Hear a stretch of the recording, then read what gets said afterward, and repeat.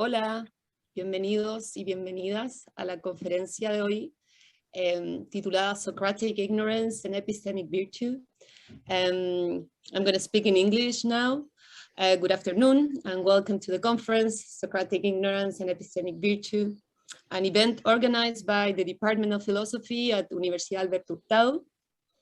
Let me start by welcome our guests today and thank them for being here. The key speakers, Francisco González and Marina McCoy, and the commentators, Javier Echeñique and José Antonio Giménez.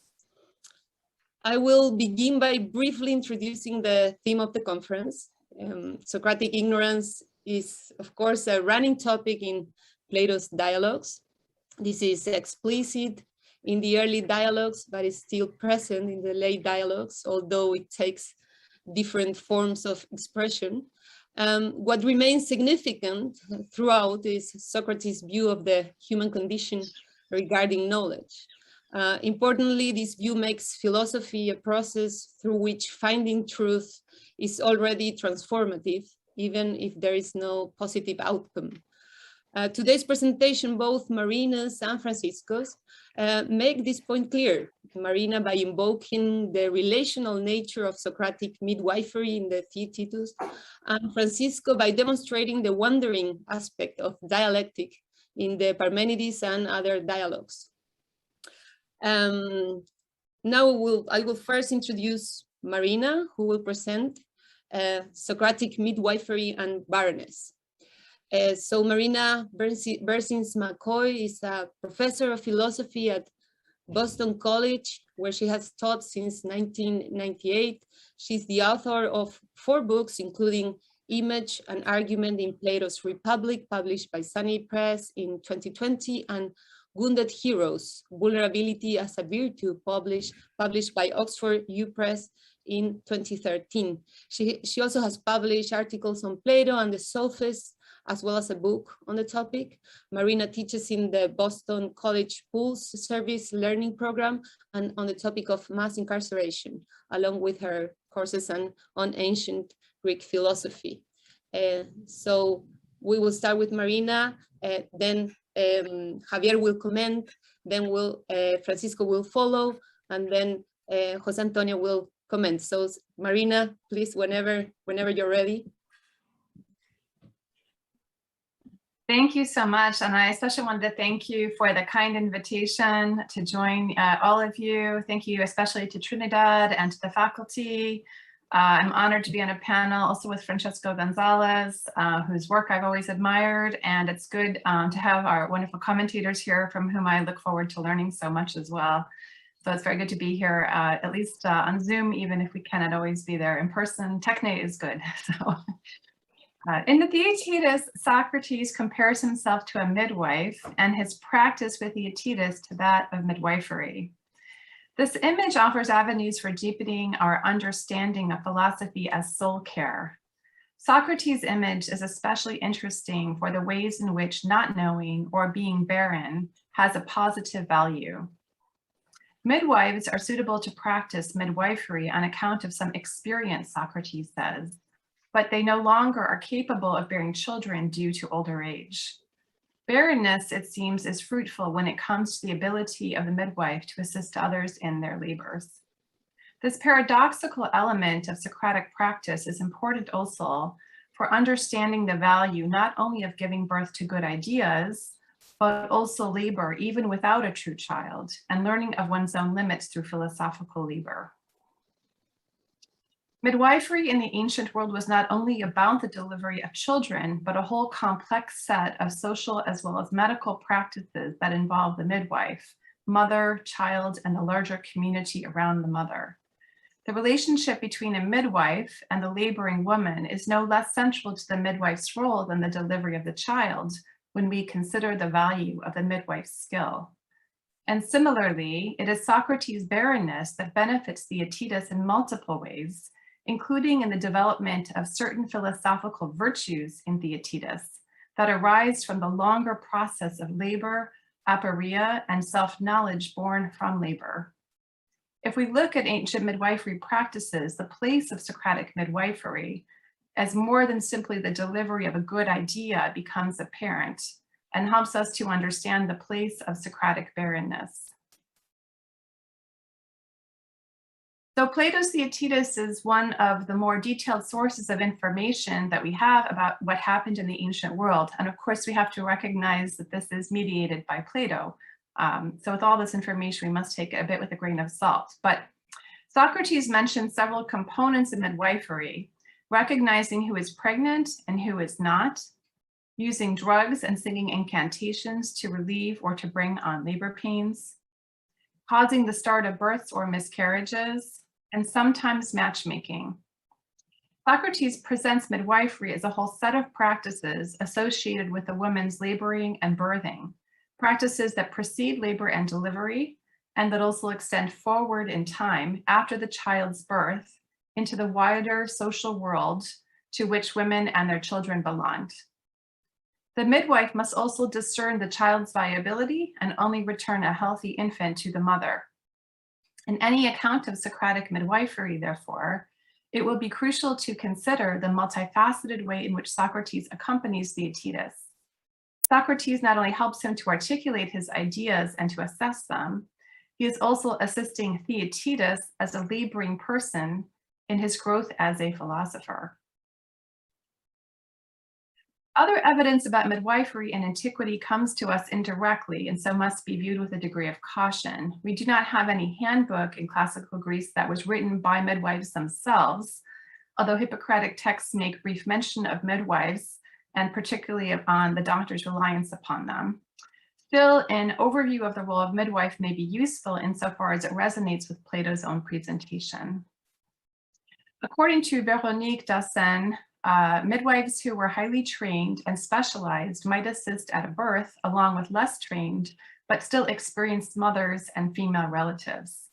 There's some evidence that men were often absent from the birthing process, although there's some disagreement among commentators about whether they sometimes were there when it was medically necessary. It seems that it was a mostly women-driven process.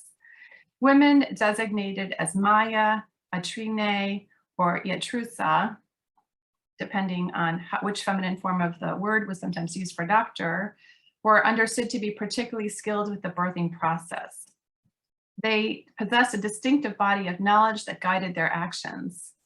Sophia Canal, in her work on women doctors, notes the 4th century funerary monument to Phanostrate, a midwife and doctor who is named by the masculine form of Iatros, and given high praise as a person who caused pain to none.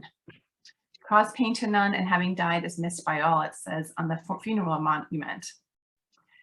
Canal gives ample evidence that male doctors understood their own knowledge of women's bodies and cycles depended upon the knowledge of women, as in the case of the Hippocratic on fleshes, where a doctor says he's been instructed by women on the signs of pregnancy, resulting in his own epistemic knowledge of such things, or the recommendation in On Diseases of Women that a woman doctor ought to remove a dead fetus even when men are present. So that's the evidence that they might sometimes have been present. In classical Greece, as has been the case through most of human history, the fragility and vulnerability of infants to death and disease was commonplace. Children could easily die as the result of complications of pregnancy and childbirth, as could birthing mothers. But even experiences today we might consider normal parts of infancy could be dangerous.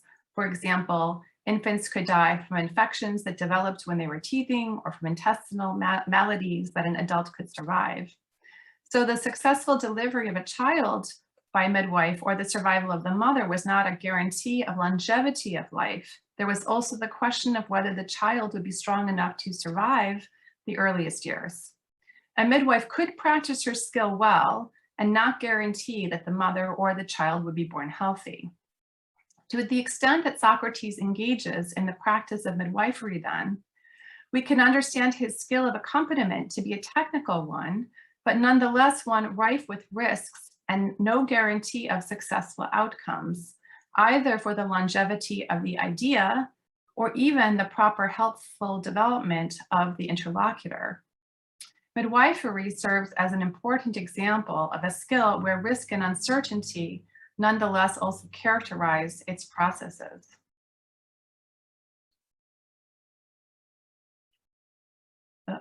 wrong way.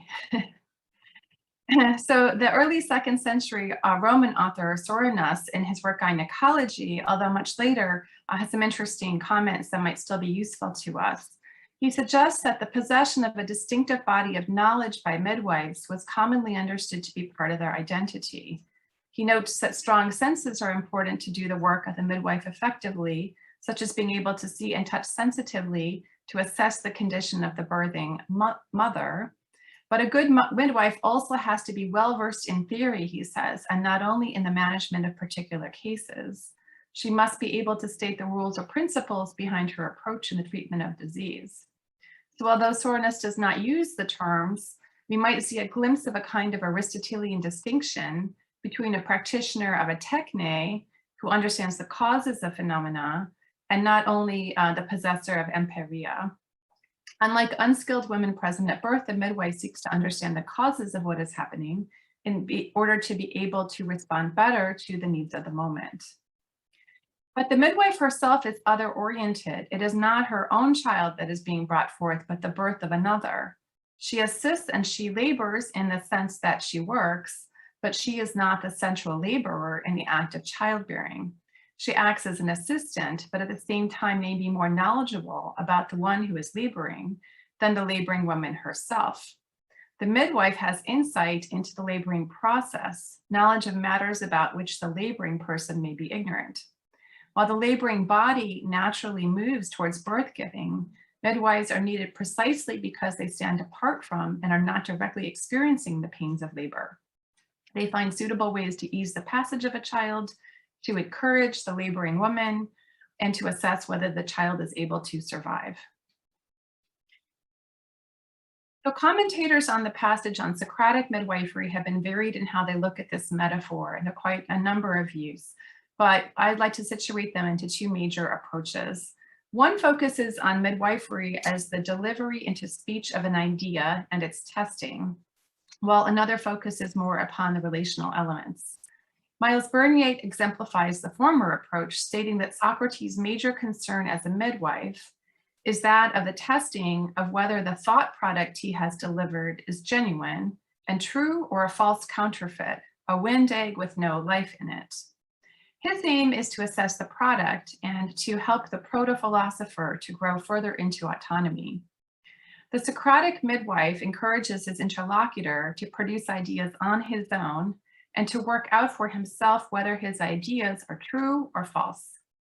There is some good reason for this textually. For example, when Socrates says in response to Theaetetus's ideas, well, we've at last managed to bring this forth, whatever it turns out to be. Now that it is born, we must in truth perform the rite of running around it, with it as in the circle of our argument, to see whether it may not turn out to be not worth rearing, but only a wind egg. So Bernier is clear that such practices can have helpful effects also on the self-knowledge of the interlocutor, who can grow in moderation from understanding the limits of his own knowledge. So Bernier is not extreme in only looking at the ideas. He is interested also in the development of the interlocutor. According to his approach, self-development at both an intellectual and moral level become intertwined. But the value of Socratic barrenness is that it allows for the autonomy of the other person to be central.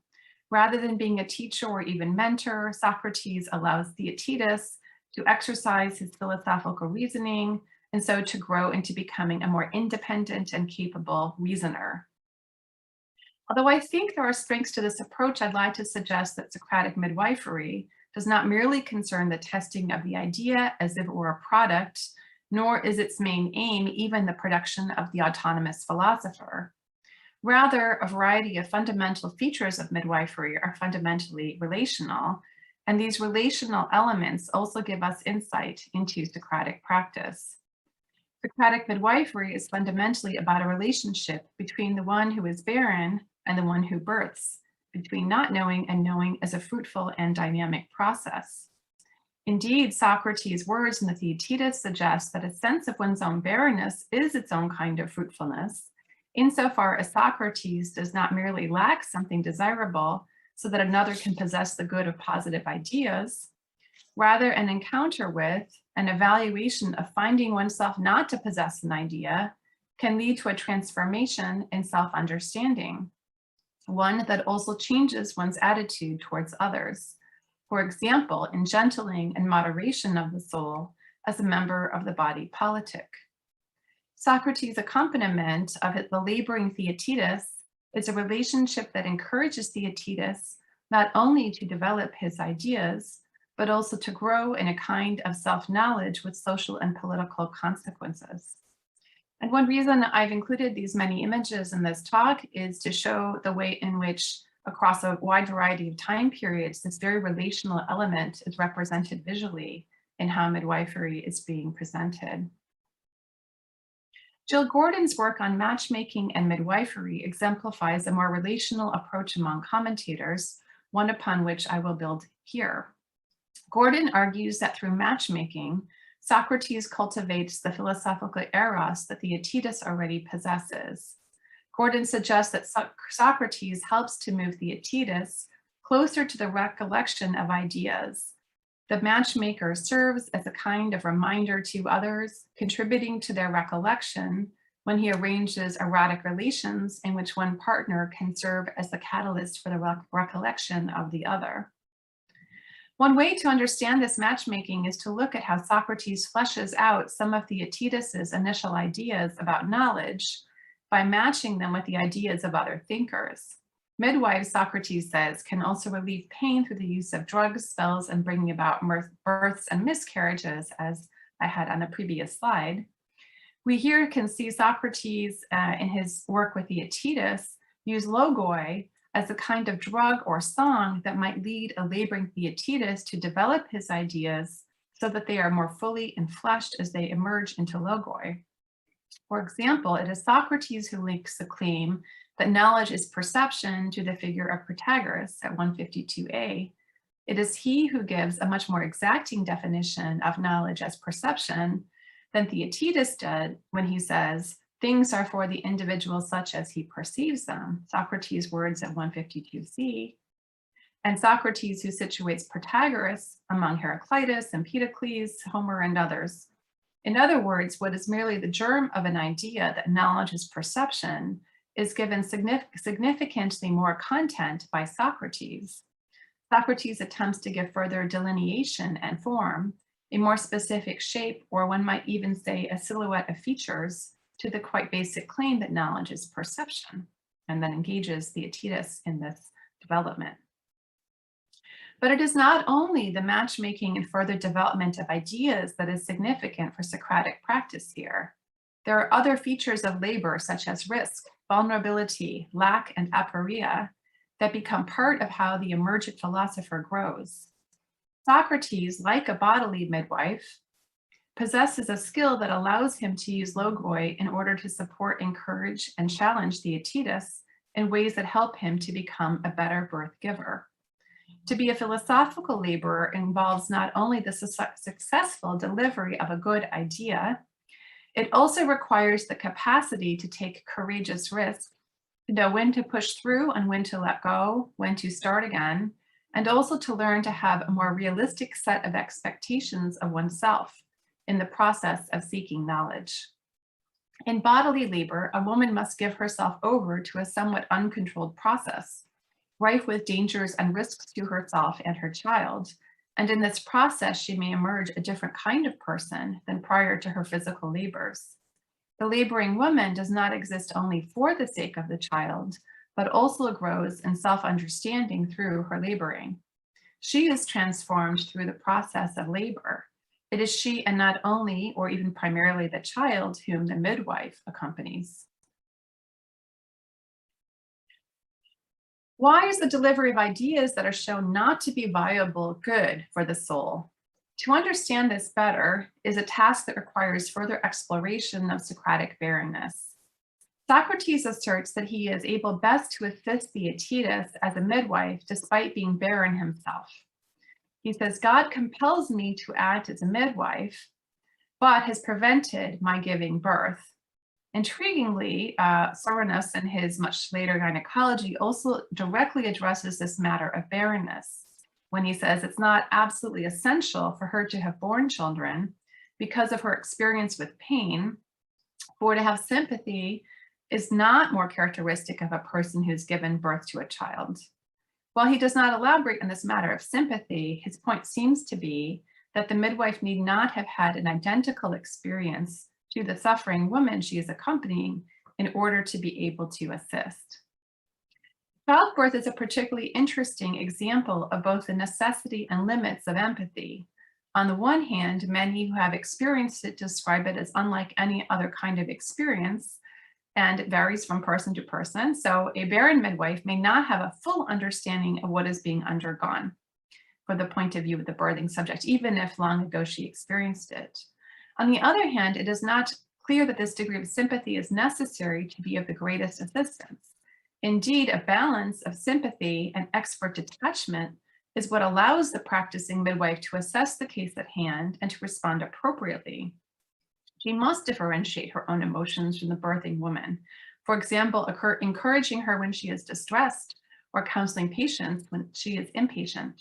And she must have a more objective judgment as to whether the child is healthy or not than the mother herself might have after her labors. Socrates' practice with Theaetetus embodies some of the same balance between shared sympathetic and differential experience in his role as midwife. For example, he often moves forward in the section on Protagoras between identifying with the young man's views or Protagoras' views at any one moment, then showing the limits of those views and then returning again to a defense or rescue of the views.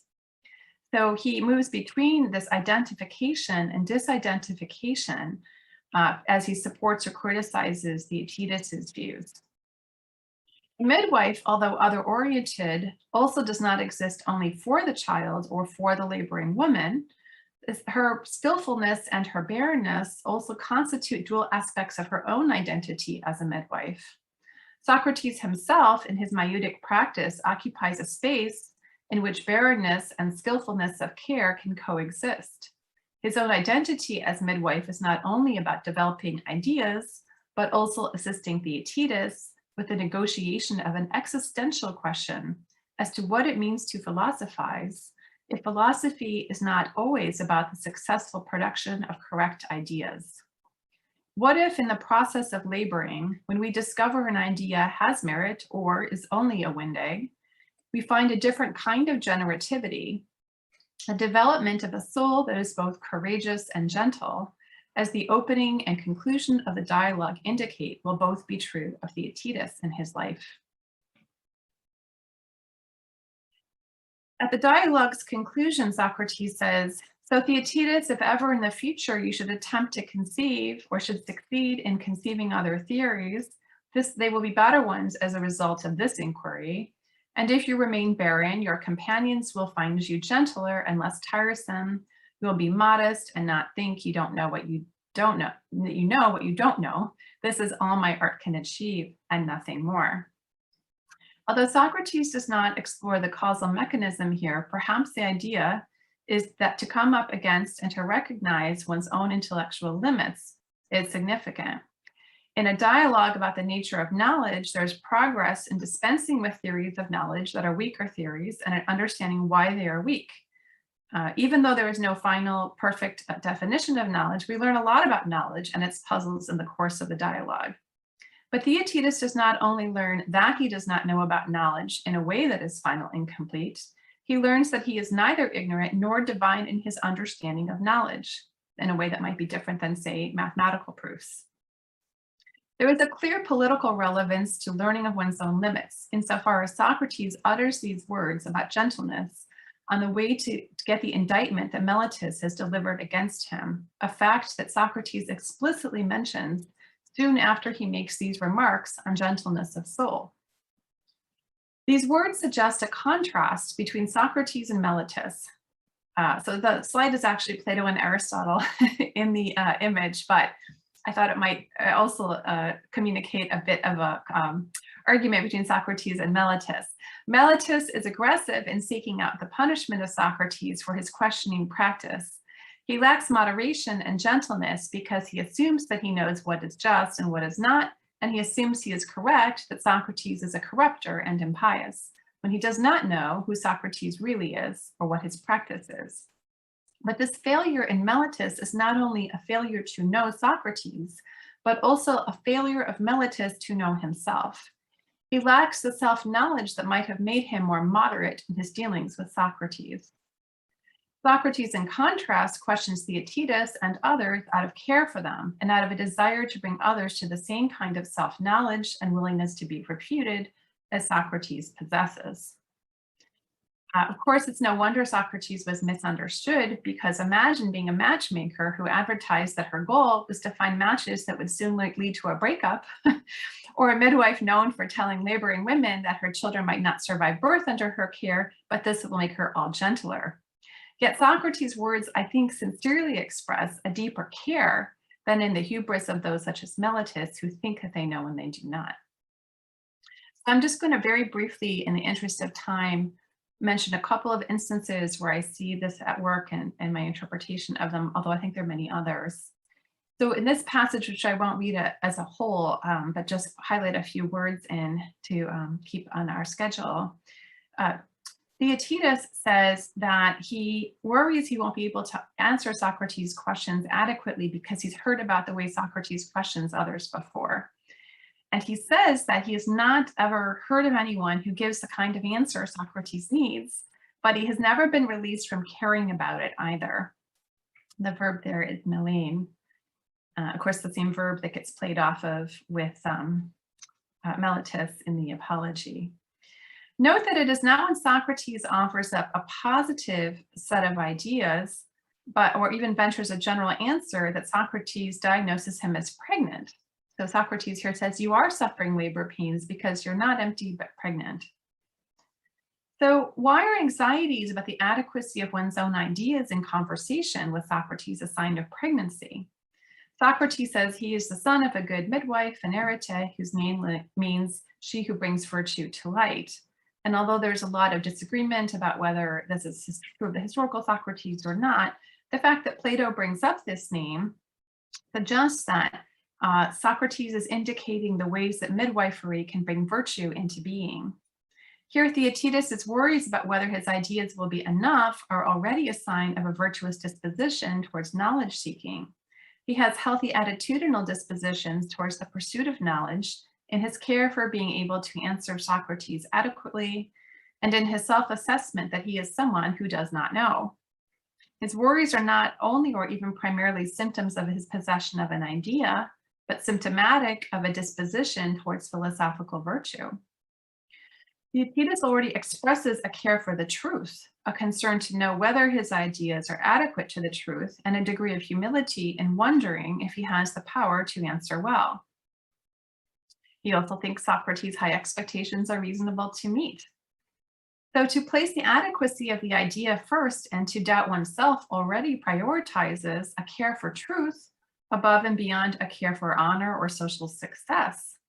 To worry about whether one is right or not is a sign of pregnancy, insofar as the pregnancy is not only about the possession of internal ideas, though of course it does include the nascent beginning of an idea in Theaetetus' case, but also the birthing of a way of existing in relationship to ideas.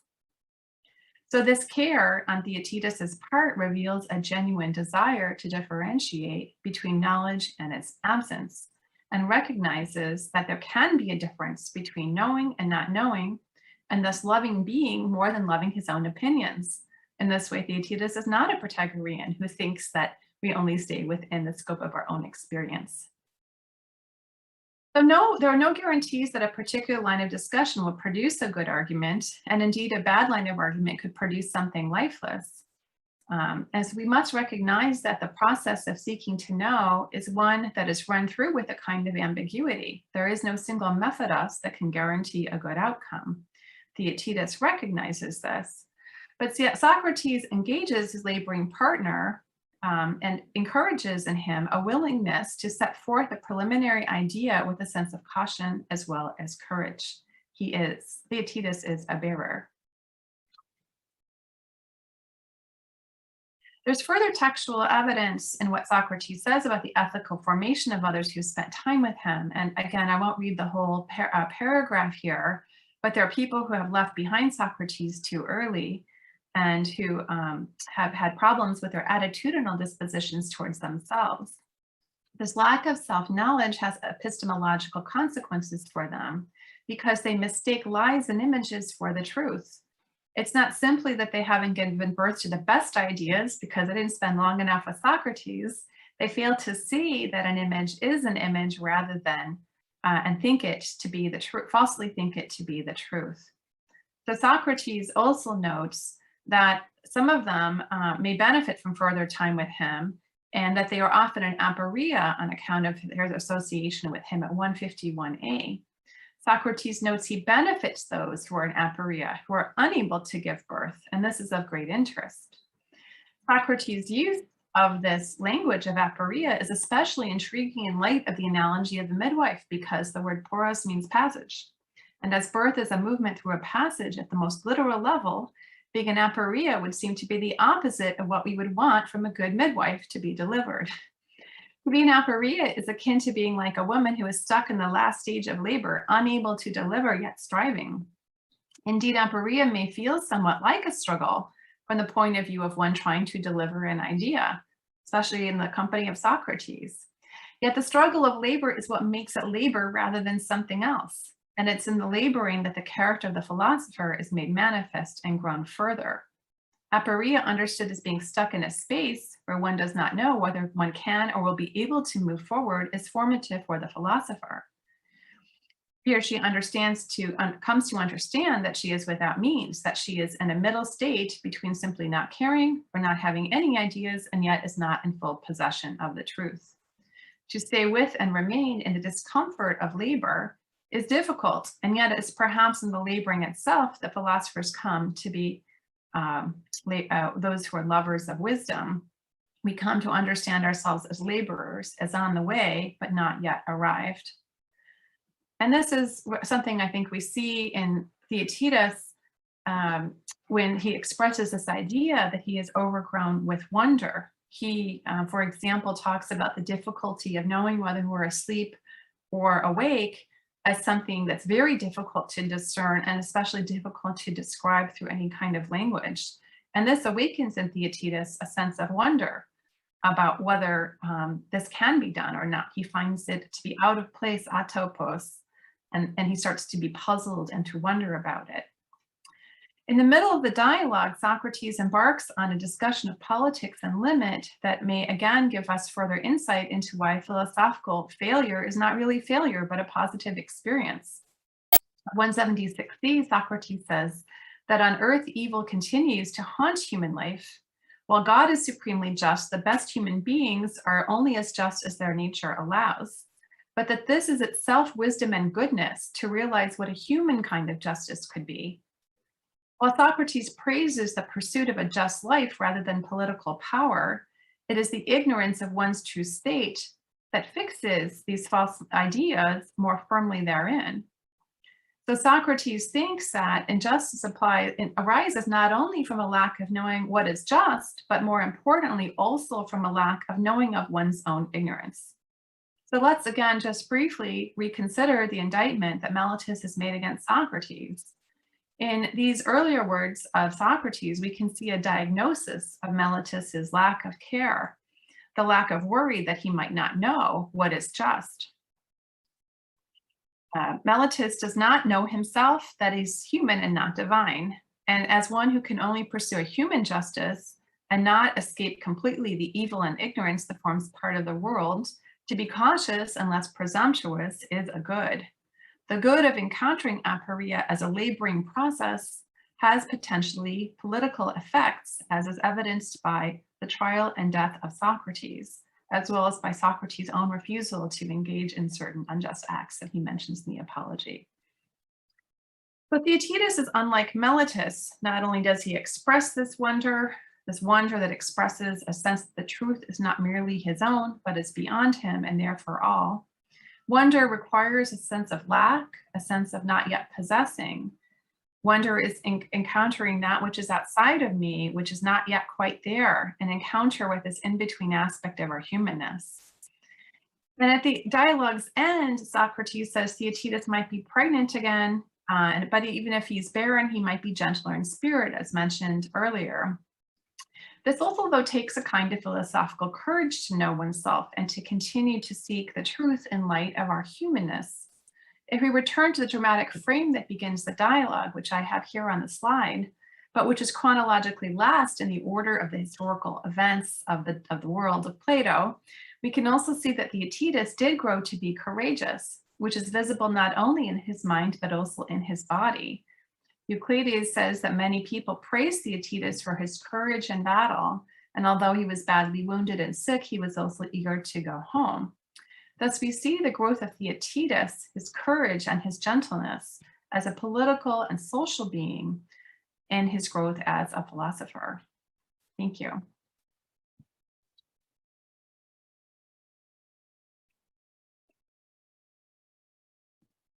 Many thanks, Marina. That was quite enlightening and suggestive reading. So thank you. Now I will introduce Javier, that will be commenting Marina's talk. Javier Echeñique obtained his PhD at the University of St. Andrews, Scotland, under the direction of Sarah Brody, and his research has focused on different aspects of Greek ethics, on which he has published several articles in international journals such as Ancient Philosophy, a book, Aristotle Ethics and Moral Responsibility, on 2012, and an annotated translation of Plato's Gorgias in 2015. He currently works as an assistant professor of the Department of Philosophy at Universidad, Adolfo Ibañez. So whenever you're ready, Javier.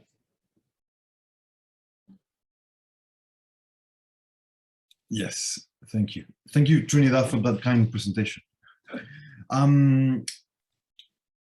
Okay,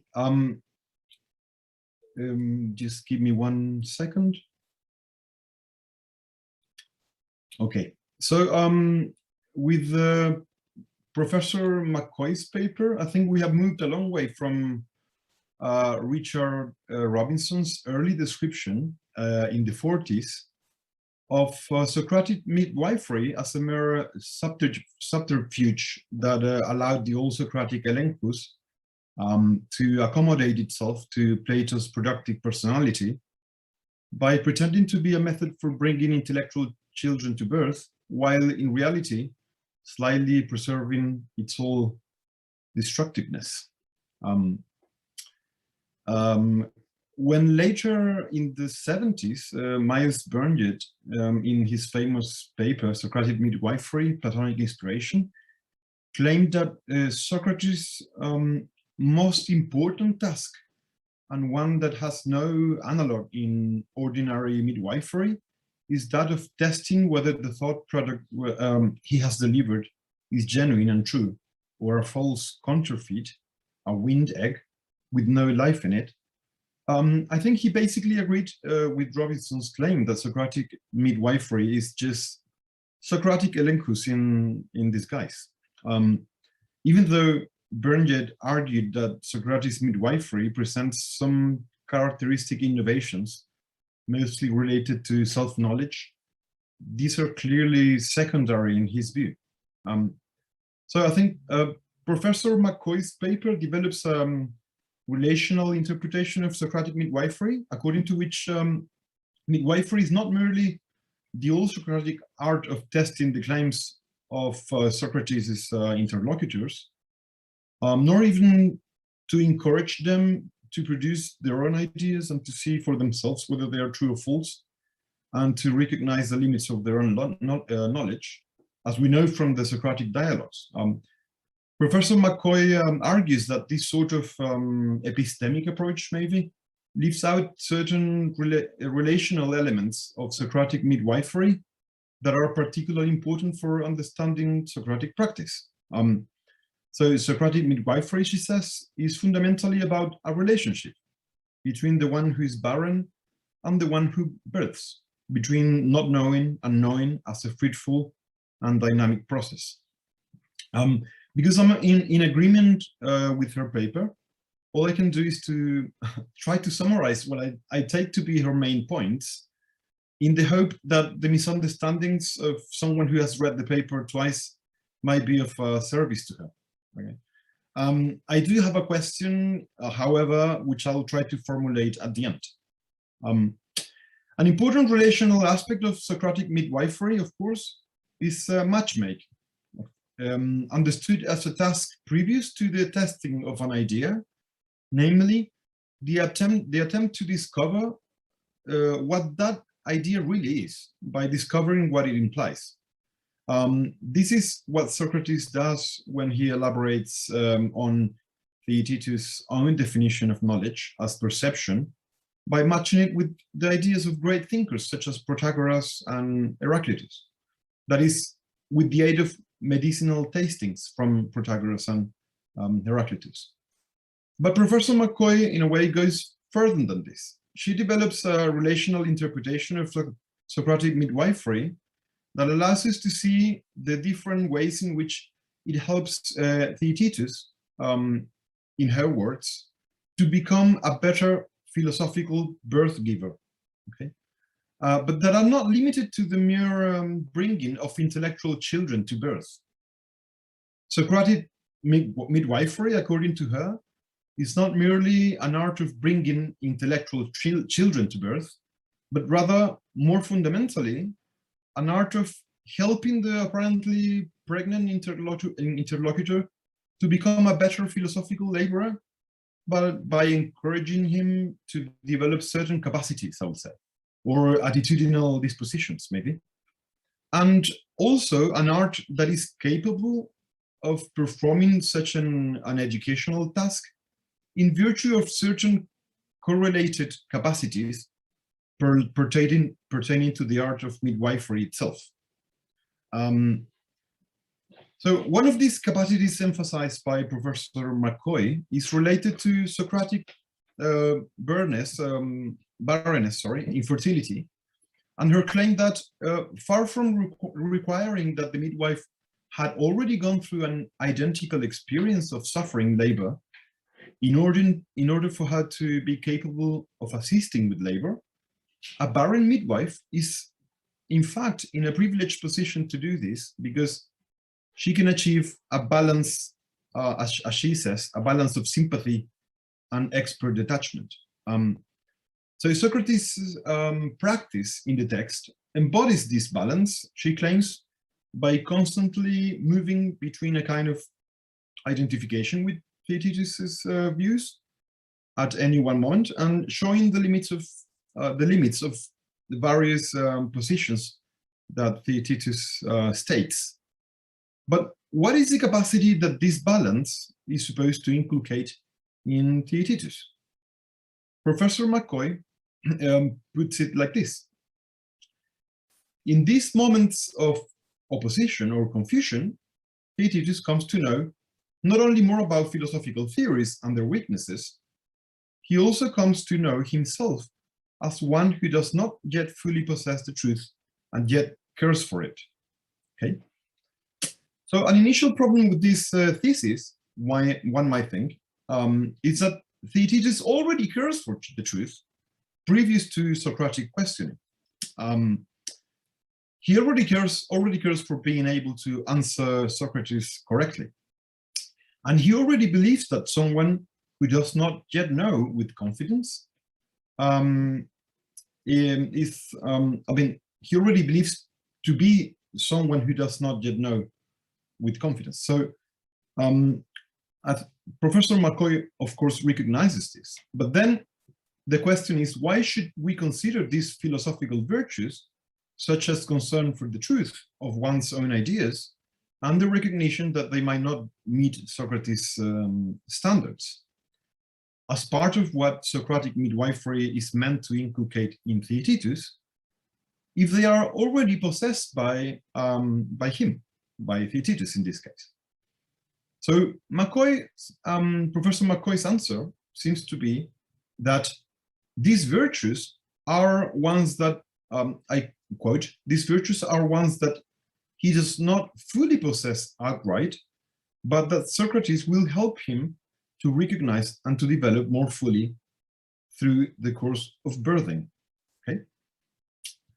Another philosophical virtue that she emphasizes as part of what midwifery is expected to inculcate in Theaetetus has to do with aporia, of course, with Theaetetus's manifestations of perplexity during the dialogue, described by Professor McCoy as a middle state between simply not caring or not having any ideas, and yet not yet in full possession of the truth. Again, the philosophical capacity for perplexity or wonder, as Socrates indicates, is already part of Theaetetus's natural condition. So how is it supposed to be a capacity produced by Socratic midwifery? According to McCoy, because there are different responses towards being in this middle state of perplexity or wonder, such as abandoning inquiry, Socrates needs to teach Theaetetus to remain, quote, remain in the discomfort of labor itself, as she says, to stay in the middle state of one who is on track, but has not yet arrived at his final destination. I take it that this capacity for living in this middle space between the pursuit of complete knowledge and its possession, that Theaetetus needs, of course, if he eventually wants to deliver in the future, is what Professor McCoy would call philosophical courage. And finally, another virtue or philosophical virtue that midwifery is meant to inculcate in Theaetetus's, according to Socrates, is what Plato calls gentleness and modesty. Okay, so this is very clear at the end of the dialogue. If you remain barren, says Socrates, your companions will find you gentler and less tiresome. You will be modest and not think you know what you don't know. This is all my art can achieve, and nothing more. So according to Professor McCoy, the self-knowledge provided by the realization of one's intellectual and cognitive limits makes one modest and gentler in one's dealings with other people. It clearly helps with one's willingness to be refuted, for example. So according to Professor McCoy, I would say what Socratic midwifery fundamentally does is to help a suitably predisposed interlocutor recognize and develop more fully the philosophical virtues of concern for truth, philosophical courage, modesty, and gentleness in one's dealings with others. If this is the fundamental task of Socratic midwifery, then of course something needs to be said about the connection between Socratic midwifery and the old Socratic elenchos, okay, method of refutation. As I mentioned at the beginning, we find interpreters such as Robinson and Burnett emphasizing its similarity with the Socratic elenchos, especially in the destructive way in which Theaetetus' definitions turn out to be a Windeck and an offspring devoid of life. Furthermore, Socrates himself explicitly describes the testing of the interlocutor's intellectual offspring for falsity and truth as, quote, the most important thing about his art in 150C. And later on in 161E, where he says, I quote, I say nothing about my own case and my art of midwifery, and to what extent we are deserving of ridicule, and so too, I think, the whole business of dialegestai, of dialectics maybe, or just dialogue, to examine and try to refute each other's appearances and judgments when each person's are correct. This is surely an extremely tiresome piece of nonsense if the truth of Protagoras is true, says Socrates. So midwifery is here clearly described as identical with, or at least an aspect of dialegestai, of Socratic dialogue, which is in turn described as the art of examining and trying to refute each other's appearances and judgments. And finally, we have Socrates' own description of midwifery as a duty imposed on him by God, which clearly suggests, I think, a parallel between midwifery and Socrates' sacred mission as described in the Apology. So I think there is, and this is sort of my question for Professor McCoy. I think that there is quite a lot of textual pressure to think that the main task of Socratic midwifery is in fact the same as the main task of the old Socratic elenkos, namely to test the interlocutor's opinions. And it seems to me that her paper does not sufficiently alleviate this textual pressure, despite all the wonderful virtues I have described of it, about it. So that would be all. Thank you. Thanks, Javier. Thanks for that. We will have time for replies at the end of the conference. If that's okay, now I will introduce Francisco González, who will present Dialectic in Plato's Parmenides, the Schooling of Young Socrates. Francisco González is professor of philosophy at the University of Ottawa. His publications include Dialectic and Dialogue, Plato's Practice of Philosophical Inquiry, in 1998, and Plato and Heidegger, A Question of Dialogue, 2009. In addition to numerous articles in journals and collections in the areas of ancient and contemporary continental philosophy, he has also edited The Third Way, New Directions in Platonic Studies, 1995, and co-edited Plato and Myth, Studies on the Use and Status of Platonic Myths, 2012. Currently, he's working on Heidegger's reading of Aristotle, having published recently a number of articles on the topic and having just completed a book entitled Human Life in Motion, Heidegger's Unpublished Seminars on Aristotle. So you have the word, Francisco, whenever you're ready. Okay, muchas gracias. Quiero en primer lugar agradecer la invitación de parte de Trinidad y agradecer también la presencia de todos que están tomando parte de cualquier manera en esta conversación. Es un placer para mí estar aquí con ustedes, aunque en este tiempo de pandemia las palabras aquí y con tienen otro sentido lo que tenían antes. Y hubiera mucho más preferido estar con ustedes en Chile o donde sean, en un lugar real. And I also want to express my thanks to or my pleasure being able to share this virtual space with Marina, though I would much again prefer to share a real space with her. But we must accept what we are given. So with that, I will proceed to present my paper. My paper is an attempt to answer one question. What exactly does Socrates learn about dialectic in Plato's Parmenides? This is a question that has been addressed already many times in the secondary literature, yet the question has arguably been distorted by the developmental hypothesis through which the Parmenides has been interpreted in much of this literature. What we have in the dialogue, the story goes, is a later conception of dialectic that departs from that practiced by Socrates in earlier dialogues. Debate then focuses on how exactly the later version differs from the earlier. However, not only is the Socrates we encounter in the Parmenides much younger than the Socrates we encounter in any other dialogue, but he is a Socrates who has not yet adopted dialectic as a way of doing philosophy. As Parmenides says, the young Socrates still needs training in what people call idle chatter, adoleskia, which is precisely what people are said to call the dialectic practiced by the older Socrates in other dialogues. The representative of dialectical method in the Parmenides is, in the dialogue's opening, Zeno, who is described as the inventor of dialectic in some ancient sources.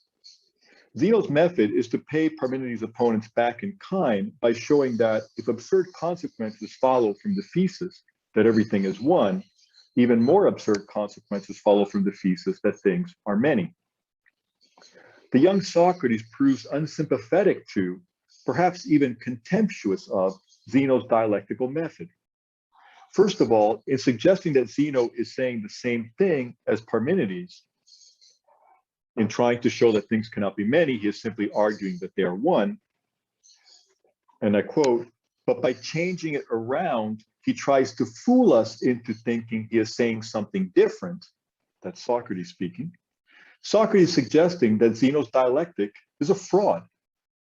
It is simply a change in style to appear to say something different from what Parmenides already argued non-dialectically.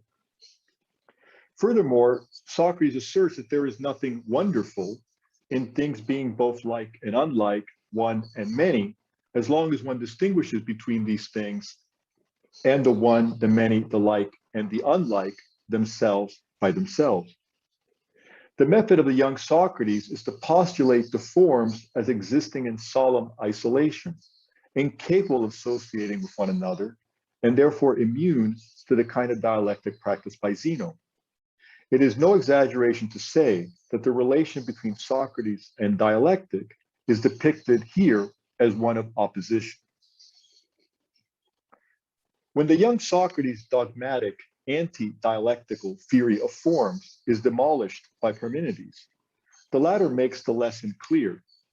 While the young Socrates is right insofar as the existence of forms cannot be denied without destroying the power of dialectic, the forms cannot be understood without the dialectical training Socrates, the young Socrates, lacks. Significantly, Parmenides claims to have noticed Socrates' lack of training in hearing him converse with the young Aristotle. The suggestion then is that there is something lacking in Socrates' manner of conversing about the forms. Parmenides then gives the young Socrates this training in the second half of the dialogue by applying Zeno's method, not to the things that are one and many, but to the one and many themselves. In other words, he does precisely what the young Socrates claims would be truly surprising and an act of wonder. Parmenides, however, makes a significant modification to Zeno's method. He stipulates that we must consider the consequences not only of the positive thesis that something is, but also of the negative thesis that something is not. This is at 135E to 136A. What Parmenides says implies that this modification is needed if the dialectical method is not to be simply a form of competition, as Zeno admits it to be in his case. Philonikia is what he calls it at 128D7, but rather a way to, quote, see through to the truth in the best manner. Kurios diopsistai to aletes is what Parmenides claims the object of dialectic should be. In turning then to the dialectical display that forms the second half of the dialogue, we must ask first in what way dialectic is shown there to be required for bringing into view the truth. The results of the display, seemingly so contradictory, are described in the last word of the dialogue as aletestata, as most true, at 166C. And second, what Socrates learns from this training that explains his own turn to a form of dialectical method later in life when philosophy has finally gripped him, as Parmenides says. In the context of this essay, it will be possible only to sketch answers to these questions, but I nevertheless aim to show how the older Socrates' use of dialectic to get at the truth is inspired by what he learns as a young man in the second half of the Parmenides. How does Parmenides characterize his dialectical exercise? The crucial elements are the following, where the first two are explicit departures from Zeno's method. So one, the exercise is not to be confined to visible things, but is to examine those things which, quote, one might most grasp by means of reason and might consider to be forms, end of quote, at 135E. Second, and I quote again, in addition to this, it is necessary not only to hypothesize if each thing is, and to examine the consequences of that hypothesis, but also to hypothesize if the same thing is not, if you wish to be better exercised, end of quote. Parmenides further makes clear that while he will choose to illustrate the method of one particular example, the thing hypothesized can be anything, or at least any form. And I cite, and the same account applies to unlike as well as to motion and rest, generation and destruction, and to being itself and not being, and in a word, to whatever you might ever hypothesize as being or not being, or as having any other properties. 136b. Third point, the consequences to be examined are the consequences for the thing hypothesized and for other things, and for each in relation to itself and in relation to other things. And fourth, to hypothesize something in this case is, as seen in the passage I just quoted above, to hypothesize it as, quote, being or not being, or as having any other property. The often neglected qualification of or having any other property will prove important when we turn to dialectic and other dialogues. Note for now that hypotheses, according to Parmenides, could be not only virtue exists and virtue does not exist, but also virtue is teachable and virtue is not teachable. Not only friendship exists and friendship does not exist, but also friendship exists between like and friendship exists between opposites. Fifth point, to examine the consequences of something in relation to the others is to examine them, quote, in relation to each one of the others, whichever you select, and in relation to several of them and to all of them in the same way, end of quote. This strange stipulation also does not generally receive enough attention. Parmenides' actual demonstration will speak of consequences only for indefinite others. Given what he says in his program, this must count as a significant shortcut. What he should also do is examine the consequences of the hypothesis for individual things other than what is hypothesized, or for individual groups of things. For example, if the one is not, what are the consequences for virtue? Given the obvious impossibility of examining the consequences for every single individual thing other than what is hypothesized, Parmenides also introduces here the flexibility of choice. You are to examine the consequences for whichever thing or things among the others you choose. Hotia, hotian pro ele, or hotian pro aire, IA, at 136c.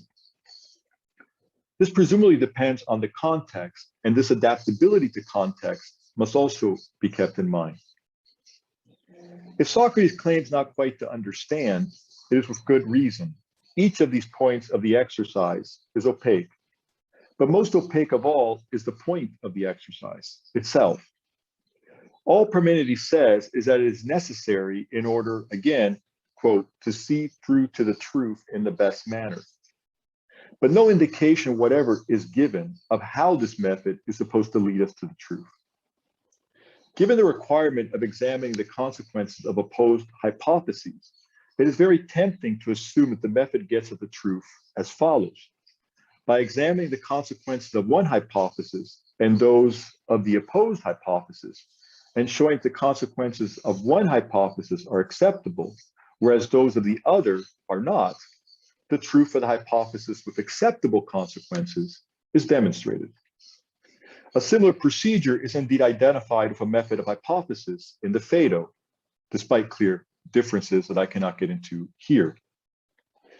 This is the way in which at least many Neoplatonists interpreted the method of the Parmenides, claiming that the being of the one is demonstrated by the fact that the consequences of the hypothesis that the one is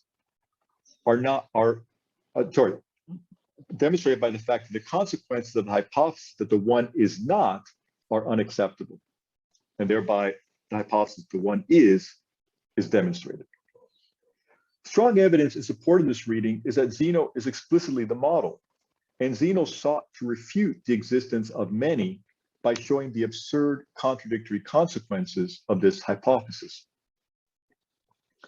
But the major problem with this reading is that Parmenides not only never says that the objective of the method is to disprove a hypothesis by showing its unacceptable consequences, but also does not do this when he exhibits the method. Parmenides draws consequences from the hypothesis the one is, and from the hypothesis the one is not, without ever suggesting that one set of consequences is acceptable and the other is not, and that therefore one hypothesis is refuted and the other demonstrated. Furthermore, a central feature of Parmenides' demonstration that is not at all anticipated or explained by his programmatic remarks on the method, as I have outlined them, completely undermines the possibility of the method being one of demonstration by consequences. In each case, after drawing the consequences of an hypothesis, Parmenides will start again from the beginning, that's his language, and draw the opposite consequences from the same hypothesis. That is a very strange way of seeking to demonstrate or refute a hypothesis. And if one says that the very fact that opposite consequences can be drawn from an hypothesis simply by starting over shows that the hypothesis is untenable, then Parmenides' method refutes both opposed hypotheses, and far from providing a vision of the truth, leaves us in the end with absolutely nothing. So it seems that there must be another way in which the method enables us to get the best view of the truth. When Zeno himself formulates the goal of the method, the key appears to lie in its comprehensiveness. And I quote, "For the many are ignorant of the fact that without this course and wandering, plane, through all things, it is impossible to possess understanding and hitting upon the truth." At 136e. The key here appears to be going through everything. And indeed, the point of all the features of Parmenides' method is clearly exhaustiveness and comprehensiveness. This requirement of comprehensiveness is also at least part of the explanation of Parmenides' insistence on an interlocutor who will not cause trouble. If Socrates were the interlocutor, rather than the passive Aristotle for the second half of the dialogue, he would be constantly making objections to individual arguments and would thus prevent the wandering through all things that Parmenides clearly considers essential to Socrates' training. But again, how is this wandering through all things supposed to get us to the truth? Through a kind of sifting in which we separate the true from the false? But again, Parmenides' demonstration gives no hint of this. Instead, all of the consequences of all of the hypotheses, however contradictory they may be, are summarized at the end as being on a level and altogether being most true. It seems that the very comprehensiveness of the method is what reveals the truth. But how? Since what the method reveals as a corrective to Socrates' precipitateness in having sought too soon to mark off each of the forms, is that even those that one might above all grasp by means of reason and might think to be forms are subject to wandering between opposites. That's a quote, wandering between opposites. The truth the method discovers is arguably not in any one hypothesis or deduction, but in the wandering itself, in the appearing now one way, now another, in the constant switchover, metabole, between one set of consequences and the opposite consequences. The truth is in seeing past Socrates' simple postulation of each form as being only itself in splendid isolation from all the others. The truth is in ambiguity, in the very ambiguity, for example, built into the hypothesis, a hen esti, if the one is or if one is, or if it is one. How it is possible to read the deductions as all being true is explicitly explained in Parmenides' exercise itself.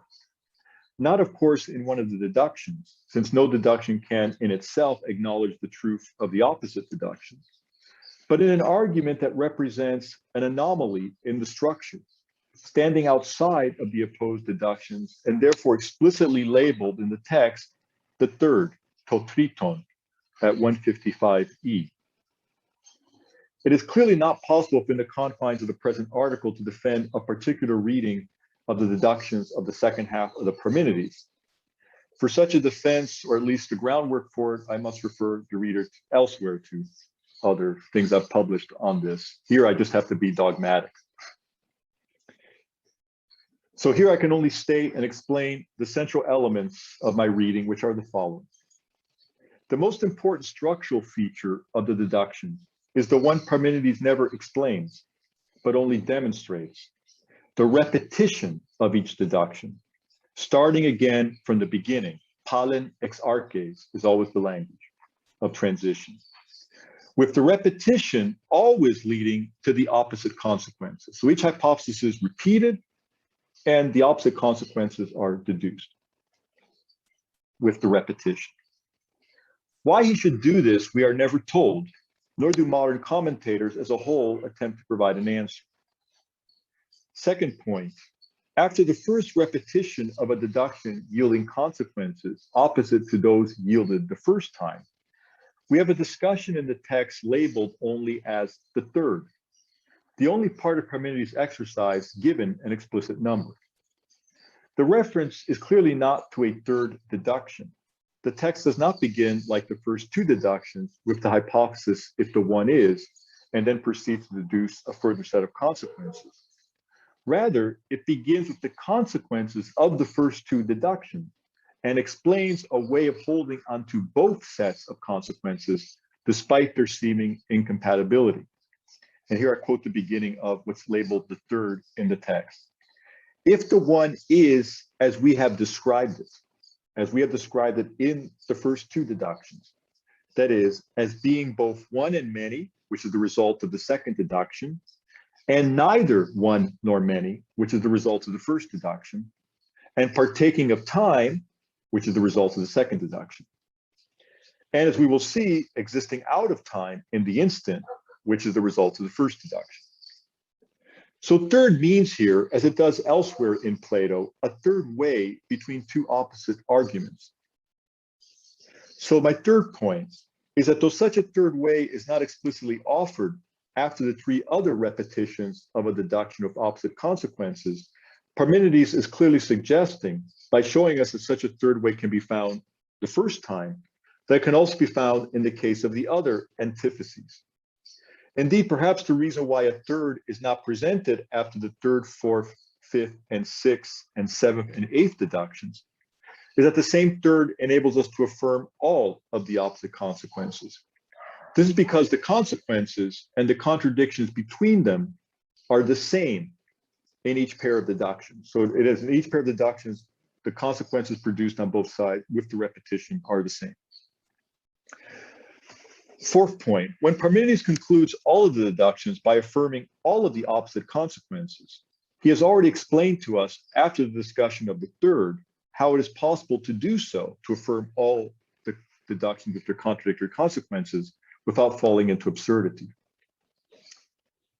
If the third enables us to affirm contradictory conclusions, for example, that the one is both one and many, or that it is both like and unlike, it does not do so as a synthesis, that is, as some proposition or doctrine that would subsume both opposed conclusions under a third conclusion. Rather, what enables us to maintain that the one is both one and many, like and unlike, etc., is what's called the instant, in which it switches, the word is metabole, in which it switches from one to the other, and in which instant it is neither one nor many, neither like nor unlike, nor even in the process of becoming many or one, like or unlike. This is at 157 A to B. The third is not a synthesis of the opposite conclusions, but a transcendence to which they do not apply. It is the instant with its paradoxical nature between rest and motion, as we are told, in which the one switches over from being X to being not X, without, at the instant of switching over, either being or not being X, and without even becoming or ceasing to be X. Beyond being and becoming, not being and ceasing to be, it is also, we are told, outside of time. If Parmenides can conclude the entire exercise by affirming the whole set of contradictory conclusions, that is because what these conclusions are about transcends what they assert, and is accessible in itself only in an instant that, as not in time, must also transcend all verbal expression. On this reading, then, a key lesson of the exercise is the possibility of maintaining opposite conclusions regarding a nature, an eidos, that can appear in opposite ways, suddenly switching from one way of appearing to the opposite, because it exists beyond its temporal manifestations. If this reading is correct, what could the young Socrates have learned from the exercise? First, that a form can possess opposite characteristics, can manifest itself in different ways in time, because in itself it transcends both of these opposite characteristics and time. Secondly, that in its transcendence, the form and its unity can be said not to be as much as to be, and that it is this ambiguity that renders appearances possible. Thirdly, that it follows from the above, from what I have laid out, that the form cannot manifest itself except in relation to other forms, including what it is not. If these are indeed the lessons of the dialectical exercise, do we see them guiding implicitly the way in which Socrates practices dialectic in other dialogues? I will first consider a dialogue in which the older Socrates exhibits the dialectical method most closely parallel to that of the second half of the Parmenides. In the Phaedrus, Socrates gives two speeches on eros, both illustrative of the dialectical method to be discussed in the second half of the dialogue and found absent in the speech of Lysias. The two speeches reach opposed conclusions about eros, the first showing it to be productive of harm to the soul, body, and possessions, the second showing it to be productive of the greatest benefit to human beings. At first, Socrates' recantation suggests that the first speech, as much as that of Lysias, is to be rejected as simply false, at 243a. But when he, in the second half of the dialogue, analyzes the method of the two speeches, he suggests that both are true, simply viewing their subject, eros, from a different angle. The first speech, by starting with the left side of madness, arrives at a love that it rightly censures. And this is Socrates at 266a. The first speech rightly censures love. The second speech, by starting with the right side of madness, arrives at a love that it rightly praises. This, of course, suggests that there are simply two different kinds of love that can be clearly divided from each other, and that therefore each speech can express the full truth about the kind of love it chooses as its subject. But Socrates qualifies the truth even of the second speech, observing of it, and I quote, "And depicting I know not how the erotic passion, perhaps we touched upon some truth, even if we were immediately swept in another direction, mixing together a speech not completely lacking in persuasion." This is Socrates' description of the second speech at 265b to c. This obscure reference to being immediately swept in another direction suggests that it is not easy, or perhaps even possible, to keep fully on one side of the divide between left and right, and that at most we can touch upon the truth about one eros or the other as we are swept back and forth. Eros proves to be fundamentally ambivalent, being both an irrational force capable of undermining reason from below and a transcendent force capable of inspiring reason from above, without there being a clear divide between the two, and without it even being certain that we are speaking of two completely different forces here. Furthermore, Socrates makes it clear that eros is not unique in this respect. He defines as the object of rhetoric, of which dialectic will turn out to be at least an indispensable precondition, an entire class of kinds that cause disagreement, ton amphisbetesimon at 263c, and wandering. So a whole class of kinds that cause disagreement and wandering, and hois planometa, so this notion of plane, again, that we found in the Parmenides. While Socrates' specific examples here of things belonging to this class are the just and the good, the class would include many more kinds, Indeed, all those kinds that, unlike iron or silver, Socrates' examples for the opposed class, people argue about and attempt to persuade each other about. One could, of course, object that at one point, Socrates appears to restrict this wandering to the many, to Platos at 263b. But the question is who is included in this many, and whether in particular Socrates himself is included.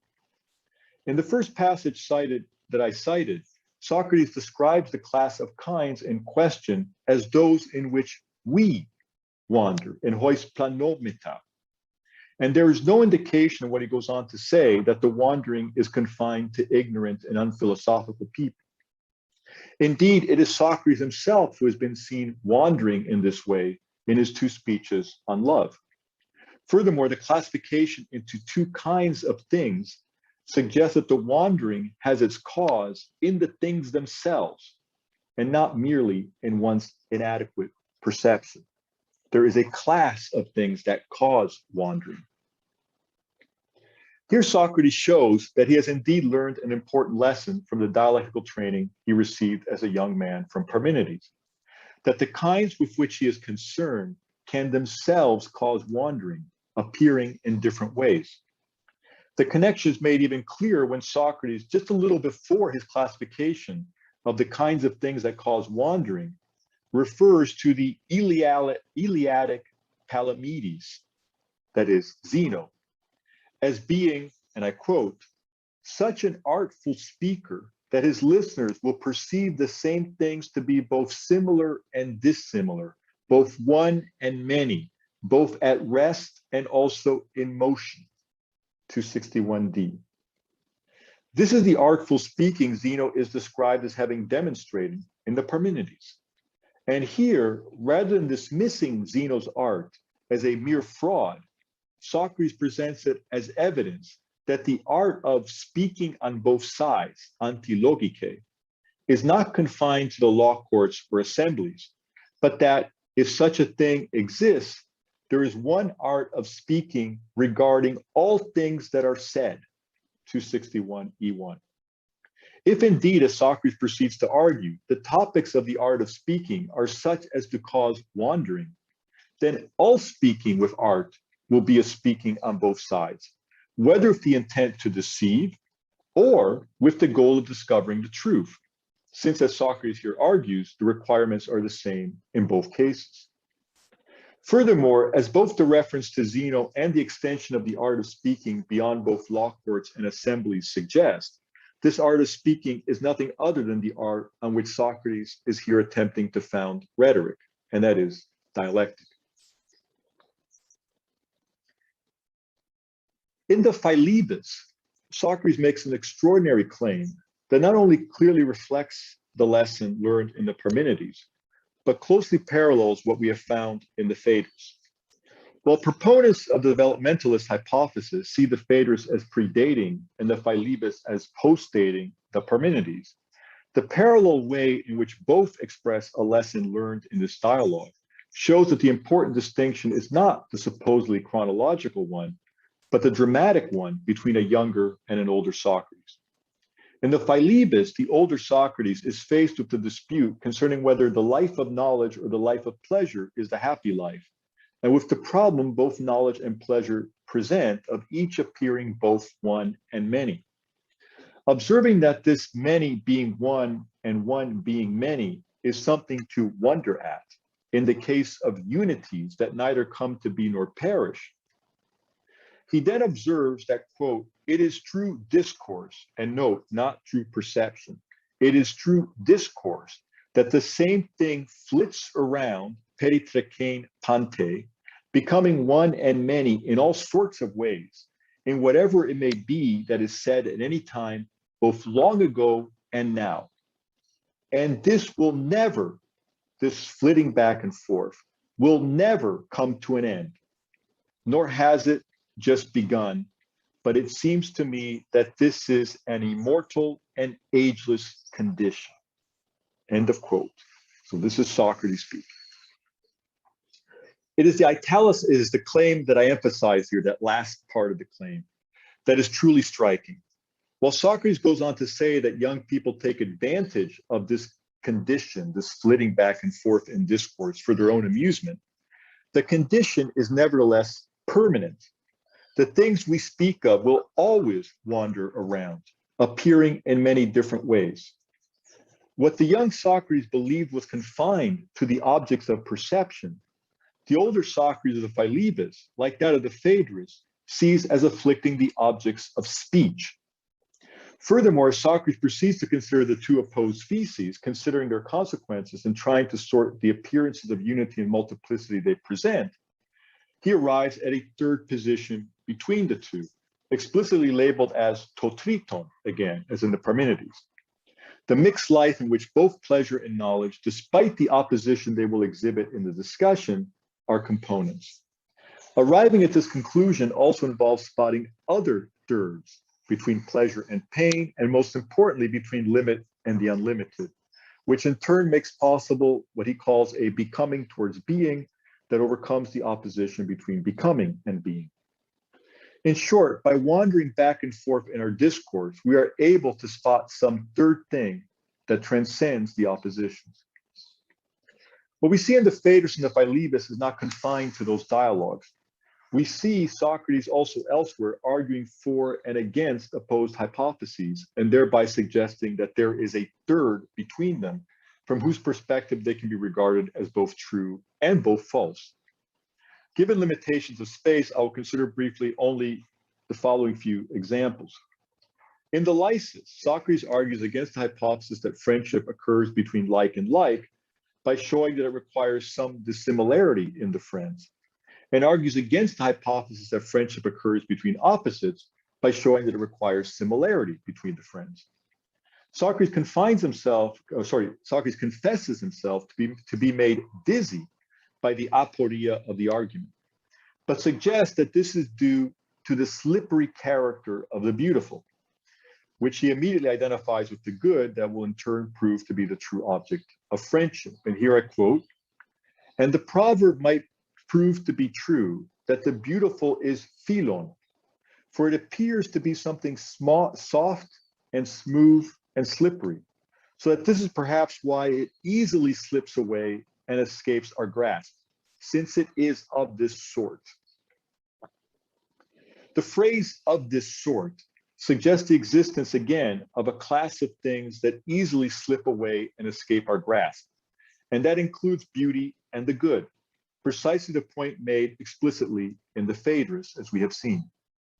A sudden inspiration then reveals to Socrates the third option of a metaxou, what is neither good nor bad, being a friend to the good, where the two terms of the relationship are therefore clearly neither like nor opposites. In the Laches, Socrates argues that courage being good cannot be foolish endurance, and then immediately turns to arguing that courage cannot be wise endurance, precisely because knowledge, as minimizing risk and assuring control, is incompatible with courage. Nicias is then asked to save Socrates and Laches as they are storm-tossed in the argument and without a way out. Nicias, of course, will prove to be of no help at all, unsuccessfully trying to defend the thesis that courage is a type of wisdom, against Laches' insistence that wisdom and courage are completely separate things. And so the same difficulty remains until the end. Is courage knowledge? And if so, what sort of knowledge? What the opposed arguments force us to look for, and perhaps to find in Socrates' own dialectical practice, is a kind of knowledge that does not, like technical knowledge, involve a mastery that would exclude all risk. In the Protagoras, Socrates argues first that virtue is not teachable on the basis of there being no recognized experts on virtue and apparently no ability on the part of the virtuous to pass on their virtue to their children. And as the dialogue proceeds, he ends up arguing that virtue is knowledge, thus implying that it is teachable, while suggesting that Protagoras has taken the opposite course, arguing at first that virtue is teachable, but then insisting that it is not knowledge. Socrates at the end, therefore, describes himself as seeing things wandering up and down in the most terrible fashion, ano katu taratomena denos, and as greatly desiring to have them become clear. Again, a third option is suggested in the central tenet of Socrates' Simonides interpretation, that while the state of being good that Protagoras claims to teach is impossible for human beings, being the privilege of God alone, human beings are capable of the constant process of becoming good. A parallel is offered by the Meno, where Socrates, explicitly appealing to a method of hypothesis, argues for the contradictory hypotheses that virtue is teachable and that it is not teachable. Here too, a third option is suggested with the notion of recollection, the key lesson of which is that we become better people in searching. What we see in all of these cases is Socrates taking advantage of the fact that the eidei in question are causes of wandering in order to argue for opposed hypotheses. But this is not just an heuristic game that plays on the confusion of the many. Instead, Socrates is able to argue in the way he does because there are two genuinely true sides to the issue, that in both being true while also opposed, point to a third option that transcends them and show that the kind in question cannot be reduced to one side or the other.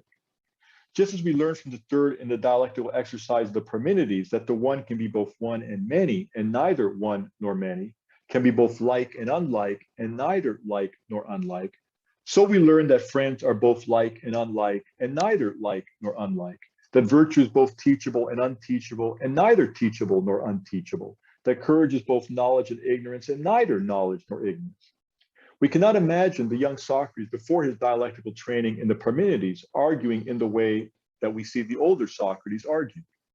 While the young Socrates insisted on each form being simply what it is and not appearing as anything other than what it is, while he indeed did not believe that the Zenonian dialectic is rightly applied to the forms themselves, the older Socrates insists that the forms are objects of dialectic precisely because they are amphipastesima and causes of wandering, and himself argues in a way that plays on their inherent ambiguity with the goal of revealing the truth about them in the totality of the perspectives they offer.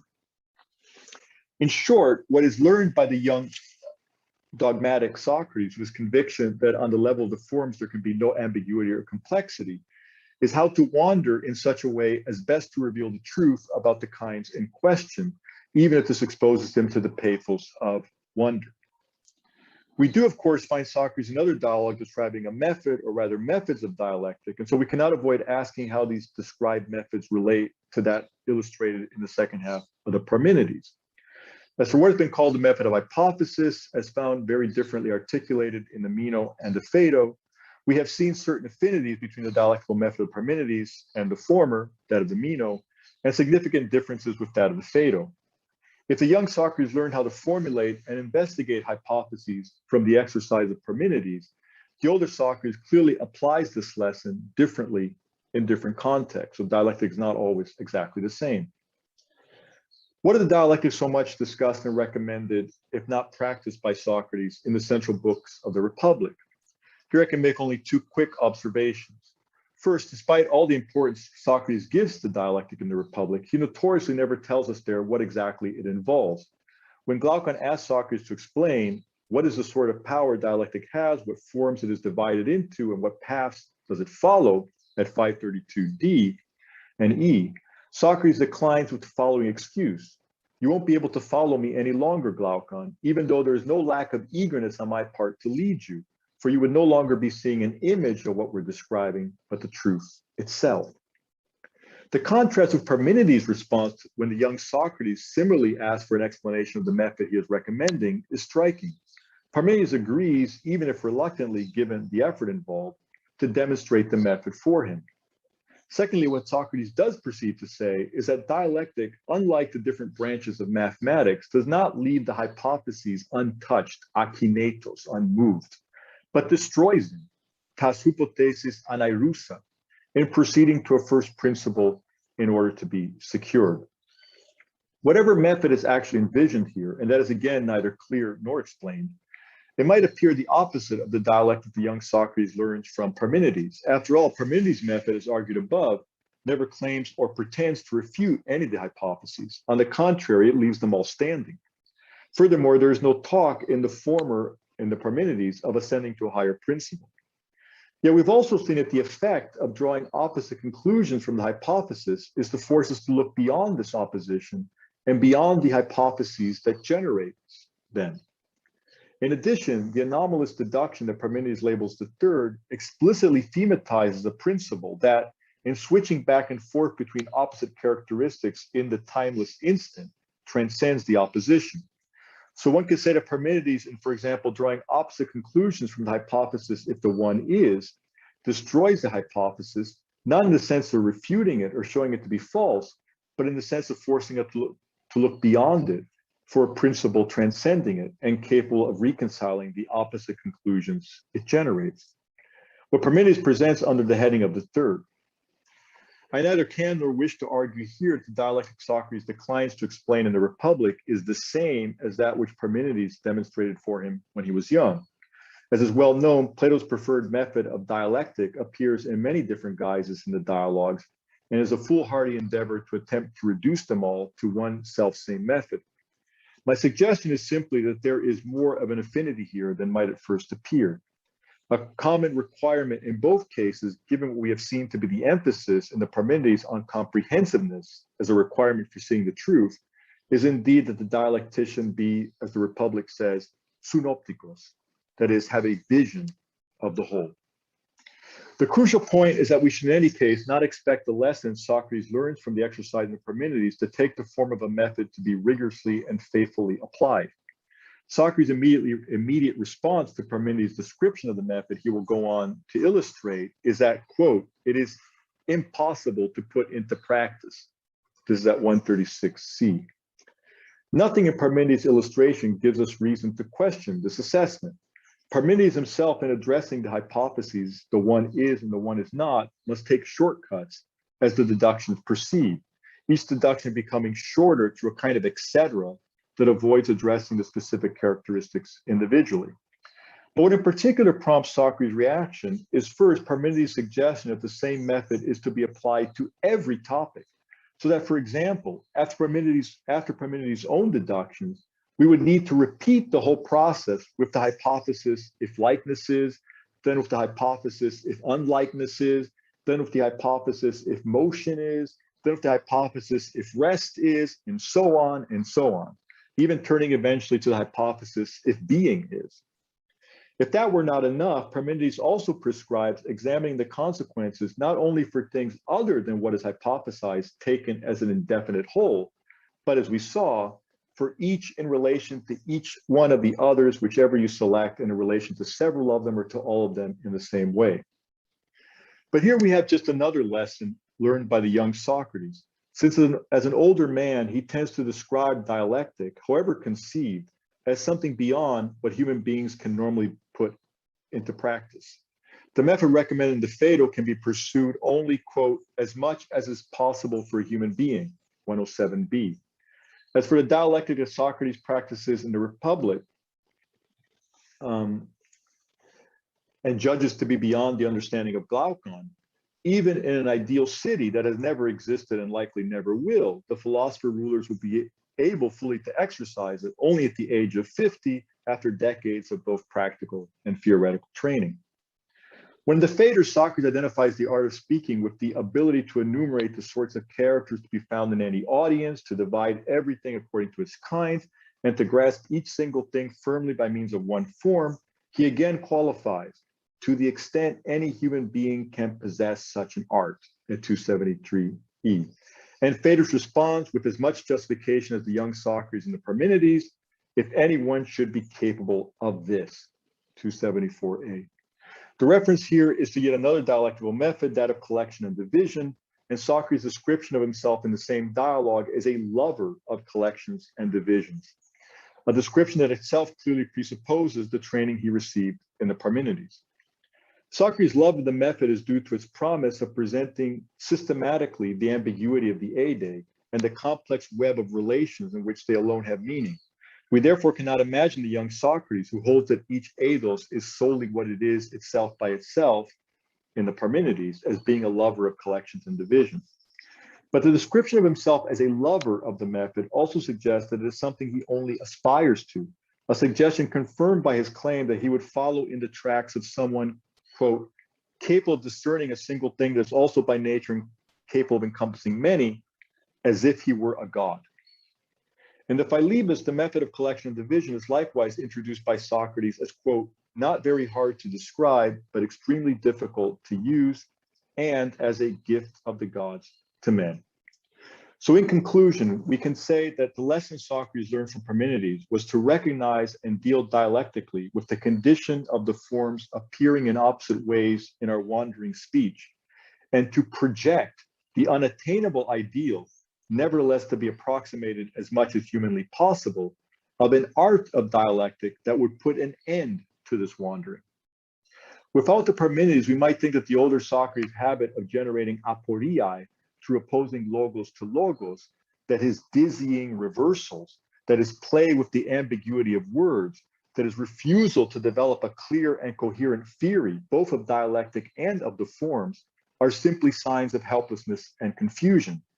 With the Parmenides, we see that all of this is instead the result of a profound lesson Socrates learned as a young man, a lesson about the wandering in the nature of things themselves and about how to gain insight, not by suppressing this wandering, but by intelligently responding to it. The dogmatism of youth gives way to the wisdom of maturity. Thank you. And I'm sorry, I think I went a little bit over time. No, that was amazing. Thank you, Francisco. That was excellent.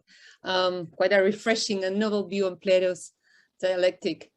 Truth is in ambiguity. I really love that. And I will introduce Jose Antonio, who will be commenting Francisco's talk. Jose Antonio Giménez has a degree in philosophy from Universidad de los Andes, Chile, and is a doctor in philosophy from the, and excuse my German, Westfälische Wilhelm Universität Münster, Germany. His areas of interest are ancient philosophy, especially Plato's practical philosophy, ethics, and hermeneutics. He currently works as an assistant professor at the Institute of Philosophy at Universidad de los Andes. So, Antonio, whenever. Yes, thank you very much, Trini. I will speak in Spanish, but I don't worry because I know that Francisco not only understands Spanish, but also speaks Spanish perfectly. Ok. Es difícil comentar esta conferencia porque es bastante larga y compleja. Por eso me detendré en tres aspectos. Primero, el lugar de este tipo de interpretación en el estado de la cuestión o en el estado de la discusión en general en torno al Parménides. Luego haré un resumen de algunas ideas generales, no puedo tomarlas todas, las que a mí me parecen más centrales, y finalmente agregaré dos observaciones para la discusión.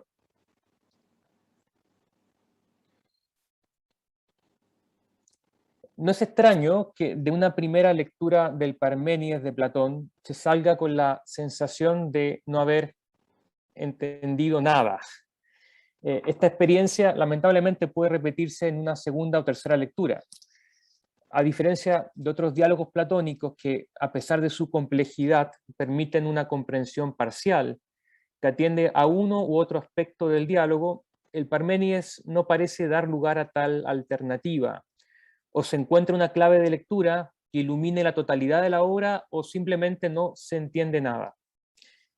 Ahora bien, si consideramos las claves de lectura del Parménides que han alcanzado renombre entre los platonistas, nos encontraremos entre dos extremos hermenéuticos difícilmente reconciliables.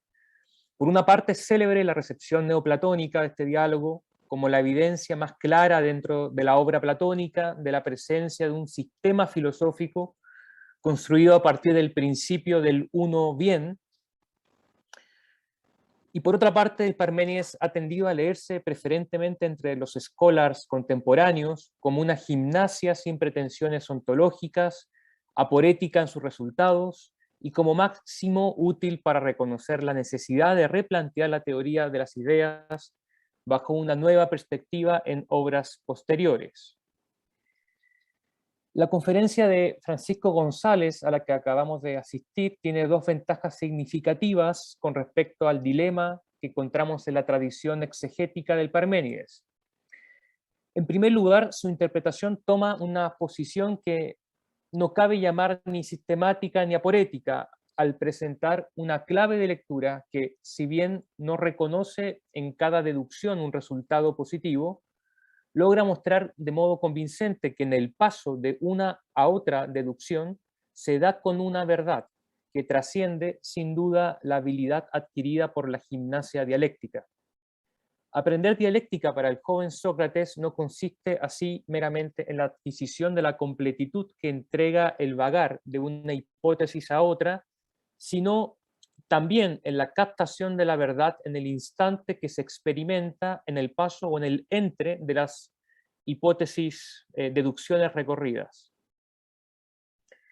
La interpretación de González tiene en segundo lugar la peculiaridad, hasta donde se ausente en toda la literatura, de conectar el Parménides con los llamados diálogos socráticos. Muy probablemente esta conexión ha pasado inadvertida por el fuerte influjo de la perspectiva evolutiva en la lectura del corpus platonicum.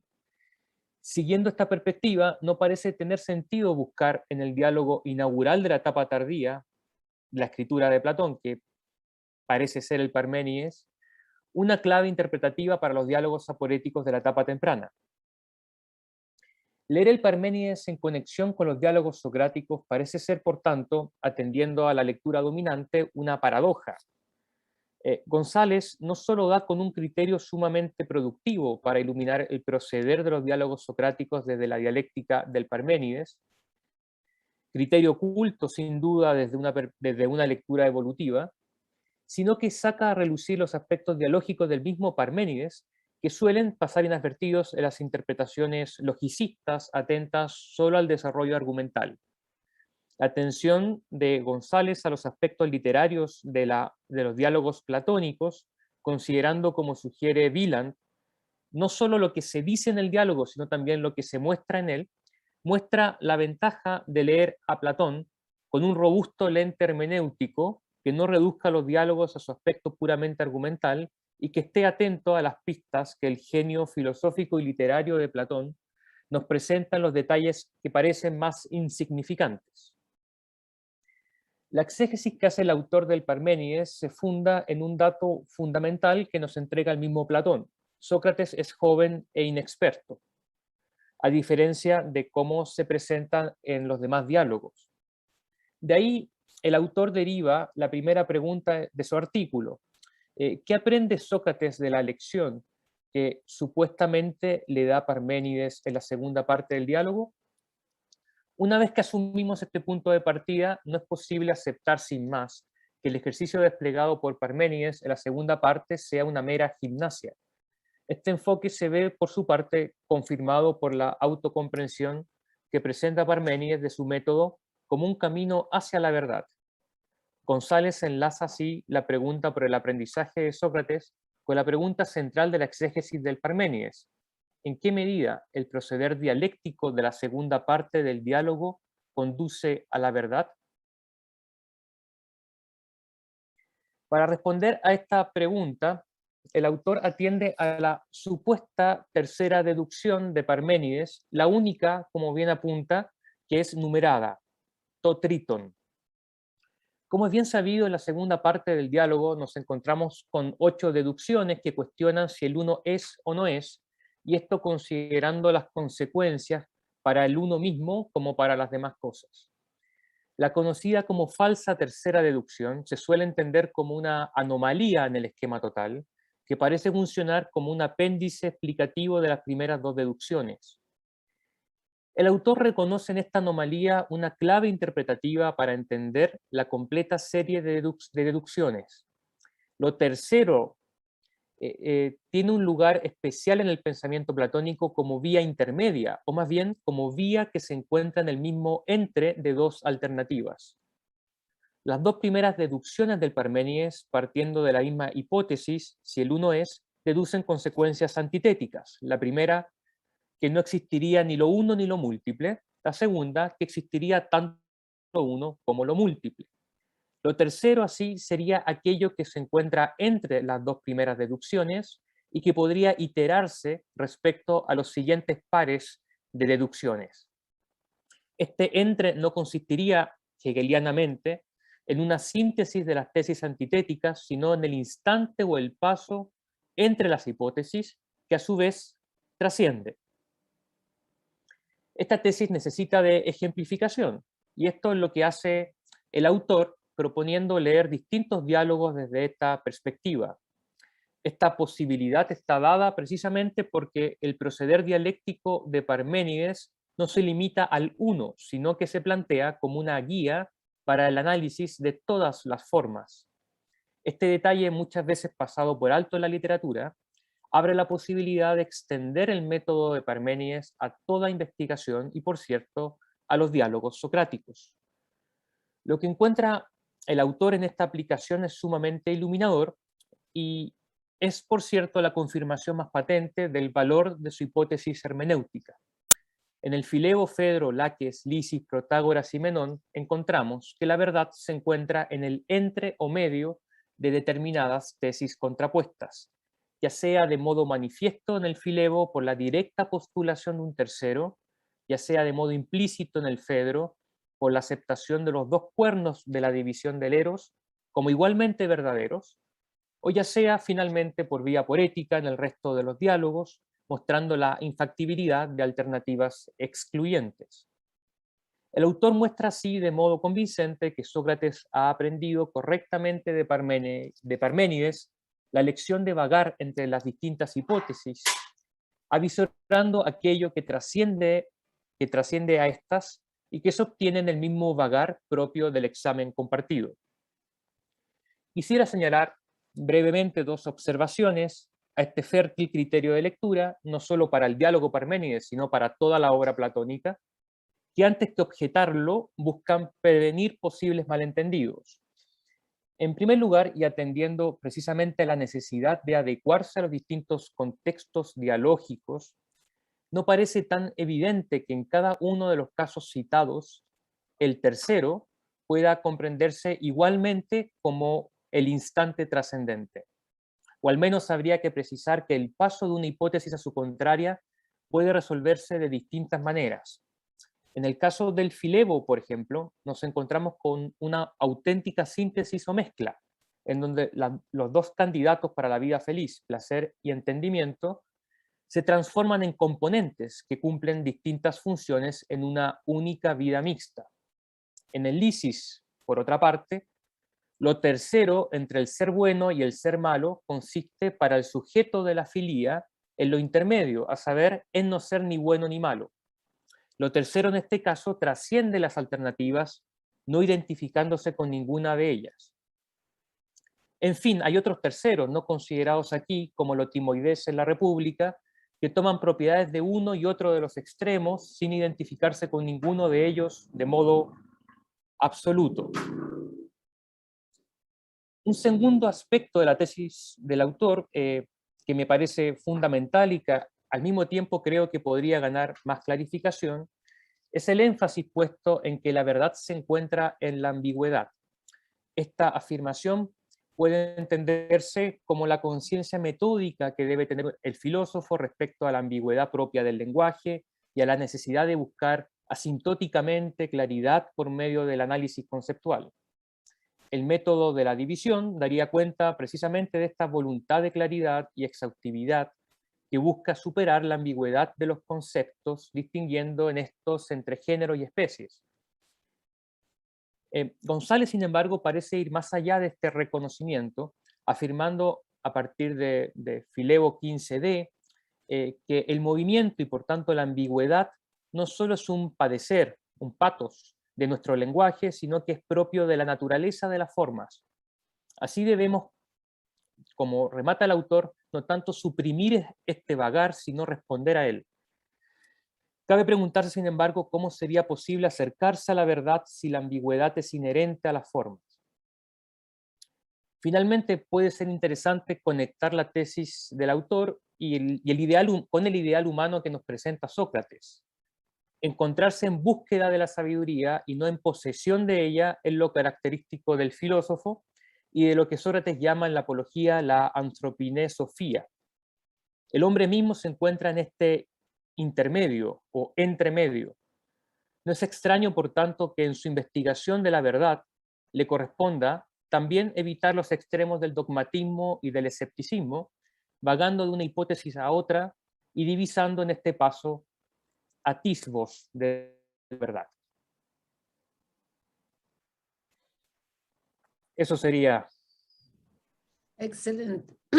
Thank you, José Antonio. Many thanks to all of you.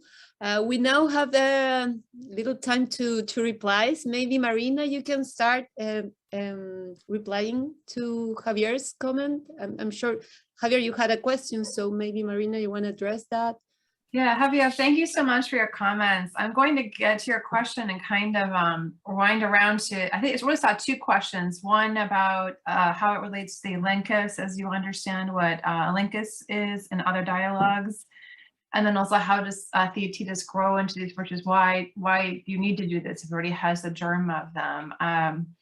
So the first thing I wanted to say is I understand and respect the school of thought that has this idea there's an elenchus that's practiced refutatively in certain dialogues. But I myself am probably more in affinity with the kind of thinking of Gary Allen Scott, who has written on the elenchus and said that he doesn't see the elenchus as a method that's gets applied through certain dialogues, but rather that it's a term that's used metaphorically more in keeping with its forensic application. So in forensic speech in the courtrooms, right, elenchine is refutative, but it's refutative of a person. It's meant to expose them.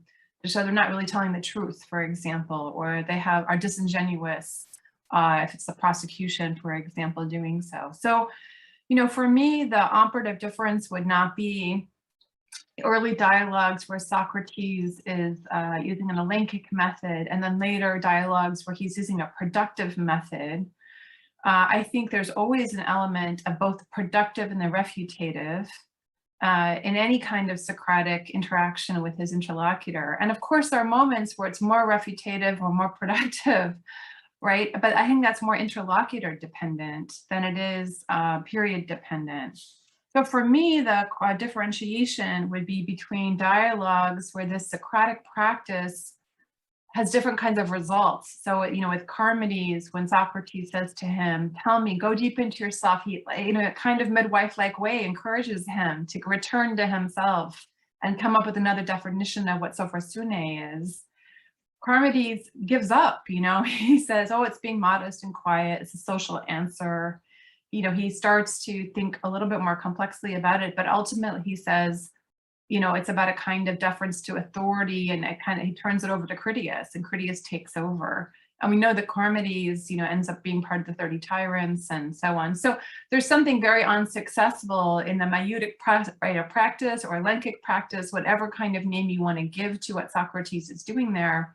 Those are metaphors, in my view, that are kind of paradigmatic images of how to describe something Socrates is doing. And in that case, there's a need to be revealing of something about Charmides' soul, the way that, you know, his body is briefly revealed, right, in the dialogue. His soul also has to be kind of undressed, he says.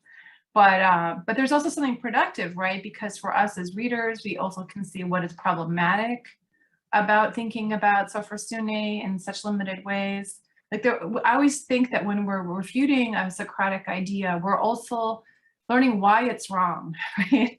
We know why knowledge can't be perception. We don't simply know that knowledge can't be perception. We understand why that's the case, right? Through kind of tracing through all the other things we have to give up, like expertise, or the idea that somehow judgment seems to figure into it, or that truth is shared, these other kinds of things that get lost if we stay with a certain kind of view. So to wrap back to how does this help Theaetetus to grow, I think, you know, it is a good point that he has a kind of a disposition towards philosophy that some interlocutors like Meno don't seem to have in the same way. And that's perhaps why Socrates is able to do so much in that dialogue and why it can go on for so long and be both productive and refutative in such an interesting and different kind of way than in the Mino or Gorgias. Gorgias is where so much of the Lenkic language is used. But I do think the other reason is that Theaetetus is a mathematician, and there's something different about philosophical reasoning than mathematical reasoning. So although, you know, he's got this care for the truth, it's mathematical, he, you know, math and philosophy are not the same. You don't give proofs in the same sense. You don't give a kind of proof that either reductio, that's just absolutely shows something can't be the case, nor do you give a proof that's sort of, you know, final. And so I guess I would see the need for Socrates to practice midwifery on Theaetetus as moving him away from that mathematical model with respect to certain types of questions, rather than staying with that.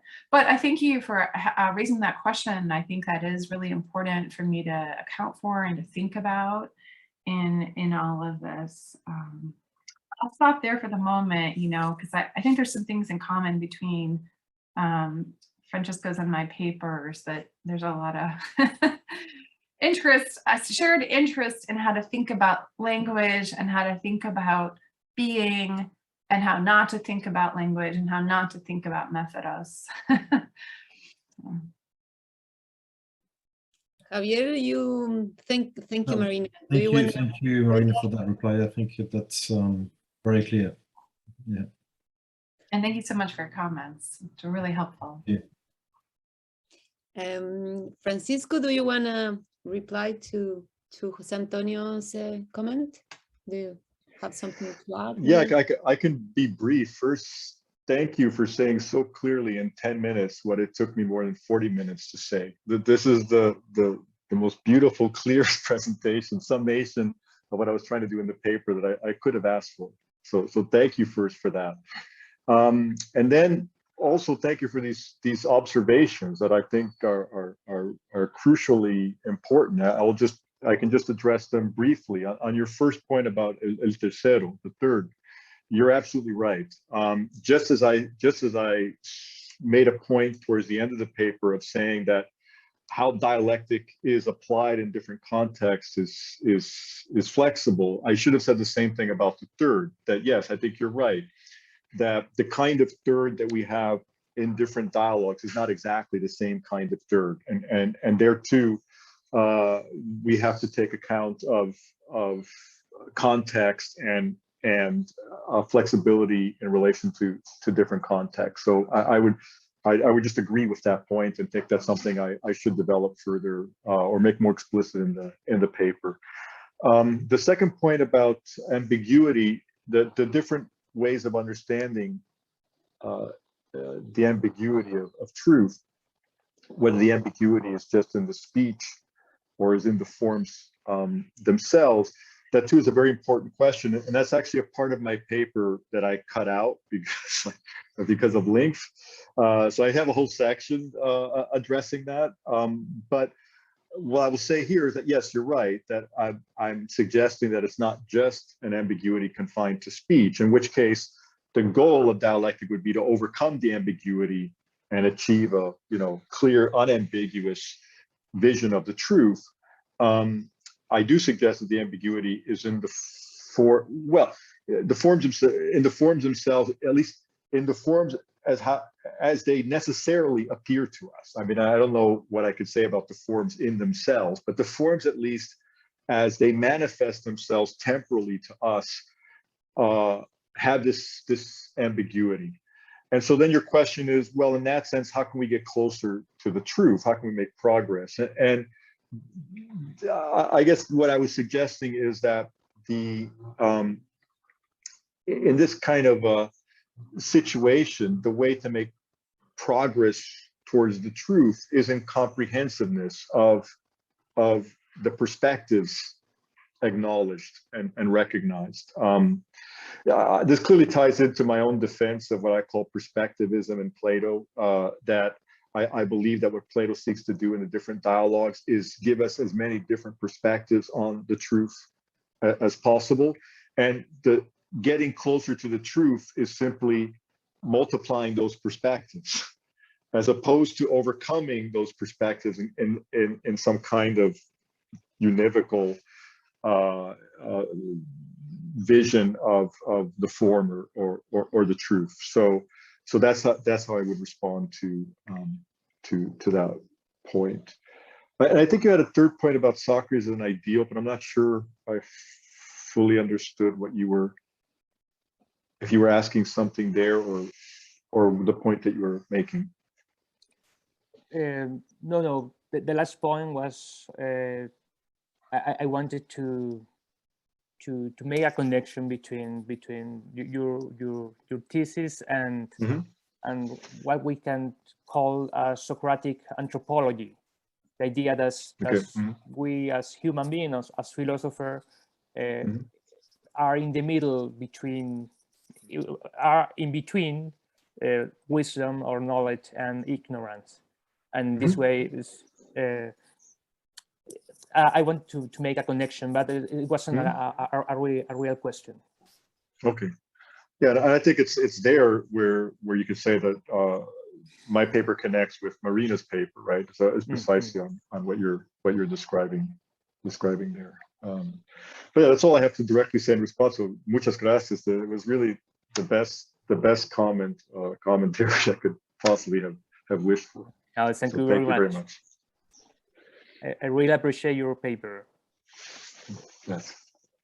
And to all of you, I have many questions indeed, but we don't have a lot of time for questions, unfortunately. So maybe I'll send an email to both of you with some questions. I do have a final question, and it's about drawing possible connections between your papers. Actually, I don't want to force things too much, but I wonder if you can draw some connections between dialectical wondering, I really love that idea, and laboring as a painful and yet a fruitful process linked with the intermediate ignorance, aporia, the recognition of limits, etc., and also linked with, in general, with a Socratic method.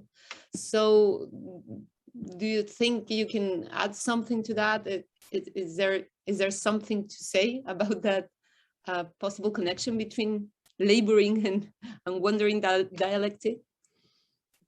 That's such a good question. I mean, I've had a long time respect for Frank's work on perspectivism, and I basically have a basic predisposition that for me, it comes out of the rhetorical sophistic work, right? How is he not a sophist in thinking that there are these multiple ways to speak about things, right? So I guess for me, I don't know if there's a difference with his work, but I think I'm very interested in both the way in that in-between status of the person means that there is something in us that seeks to know and has the possibility of knowing something, you know? So I don't want to have a tragic vision of reason. I agree that there's a kind of wandering or a kind of ability for the way things reveal themselves to us, to show many sides to us. I do also think, though, that there are, clearly some lines of argument that end so poorly that we have to kind of leave aside this view that say knowledge is only perception or something like that, right? So it sort of depends on what kinds of questions we're dealing with and what the topic is even.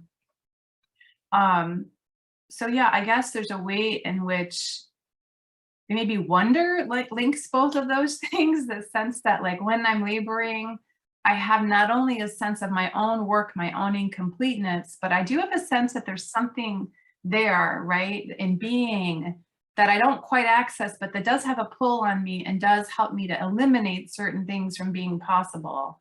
And that informs the germ or gives the kind of growth to what it is that I'm being pulled towards, something like that. I don't know, Frank, you can help me out with articulating this. Yeah, I think that's, I mean, it seems that just, I was going to say that my paper tries to show how wandering can be made a positive thing, how that wandering can actually lead us to the truth. And the parallel I would see with your paper is how pain, labor pains can also be something positive that leads to the truth. And also, I think one thing that struck me, I was going to ask as a question, we don't have time, but I'll just make as an observation about the midwifery is, and we talk about this in between. I mean, there are stages here, different levels. I mean, one thing I find striking about the midwife image in the Theaetetus is Socrates' identification of what three classes of individuals. There are those who are barren, that he sends to the sophist. There are those who are pregnant, but they miscarry because they leave Socrates' company too soon. And then there are those who are pregnant and give birth, but then their babies turn out to be wind eggs. So it's like, so there's this kind of progression, you know, between, and you know, at the end, Theaetetus still has wind eggs, but he's presumably better off than those who miscarry, and they're better off than those who just don't have anything. So we have this kind of progress. And of course, the question I would ask, and you're in the case of the Theaetetus, right, is do we have a fourth, is there for human beings a fourth case of somebody who actually gives birth to a real, true baby?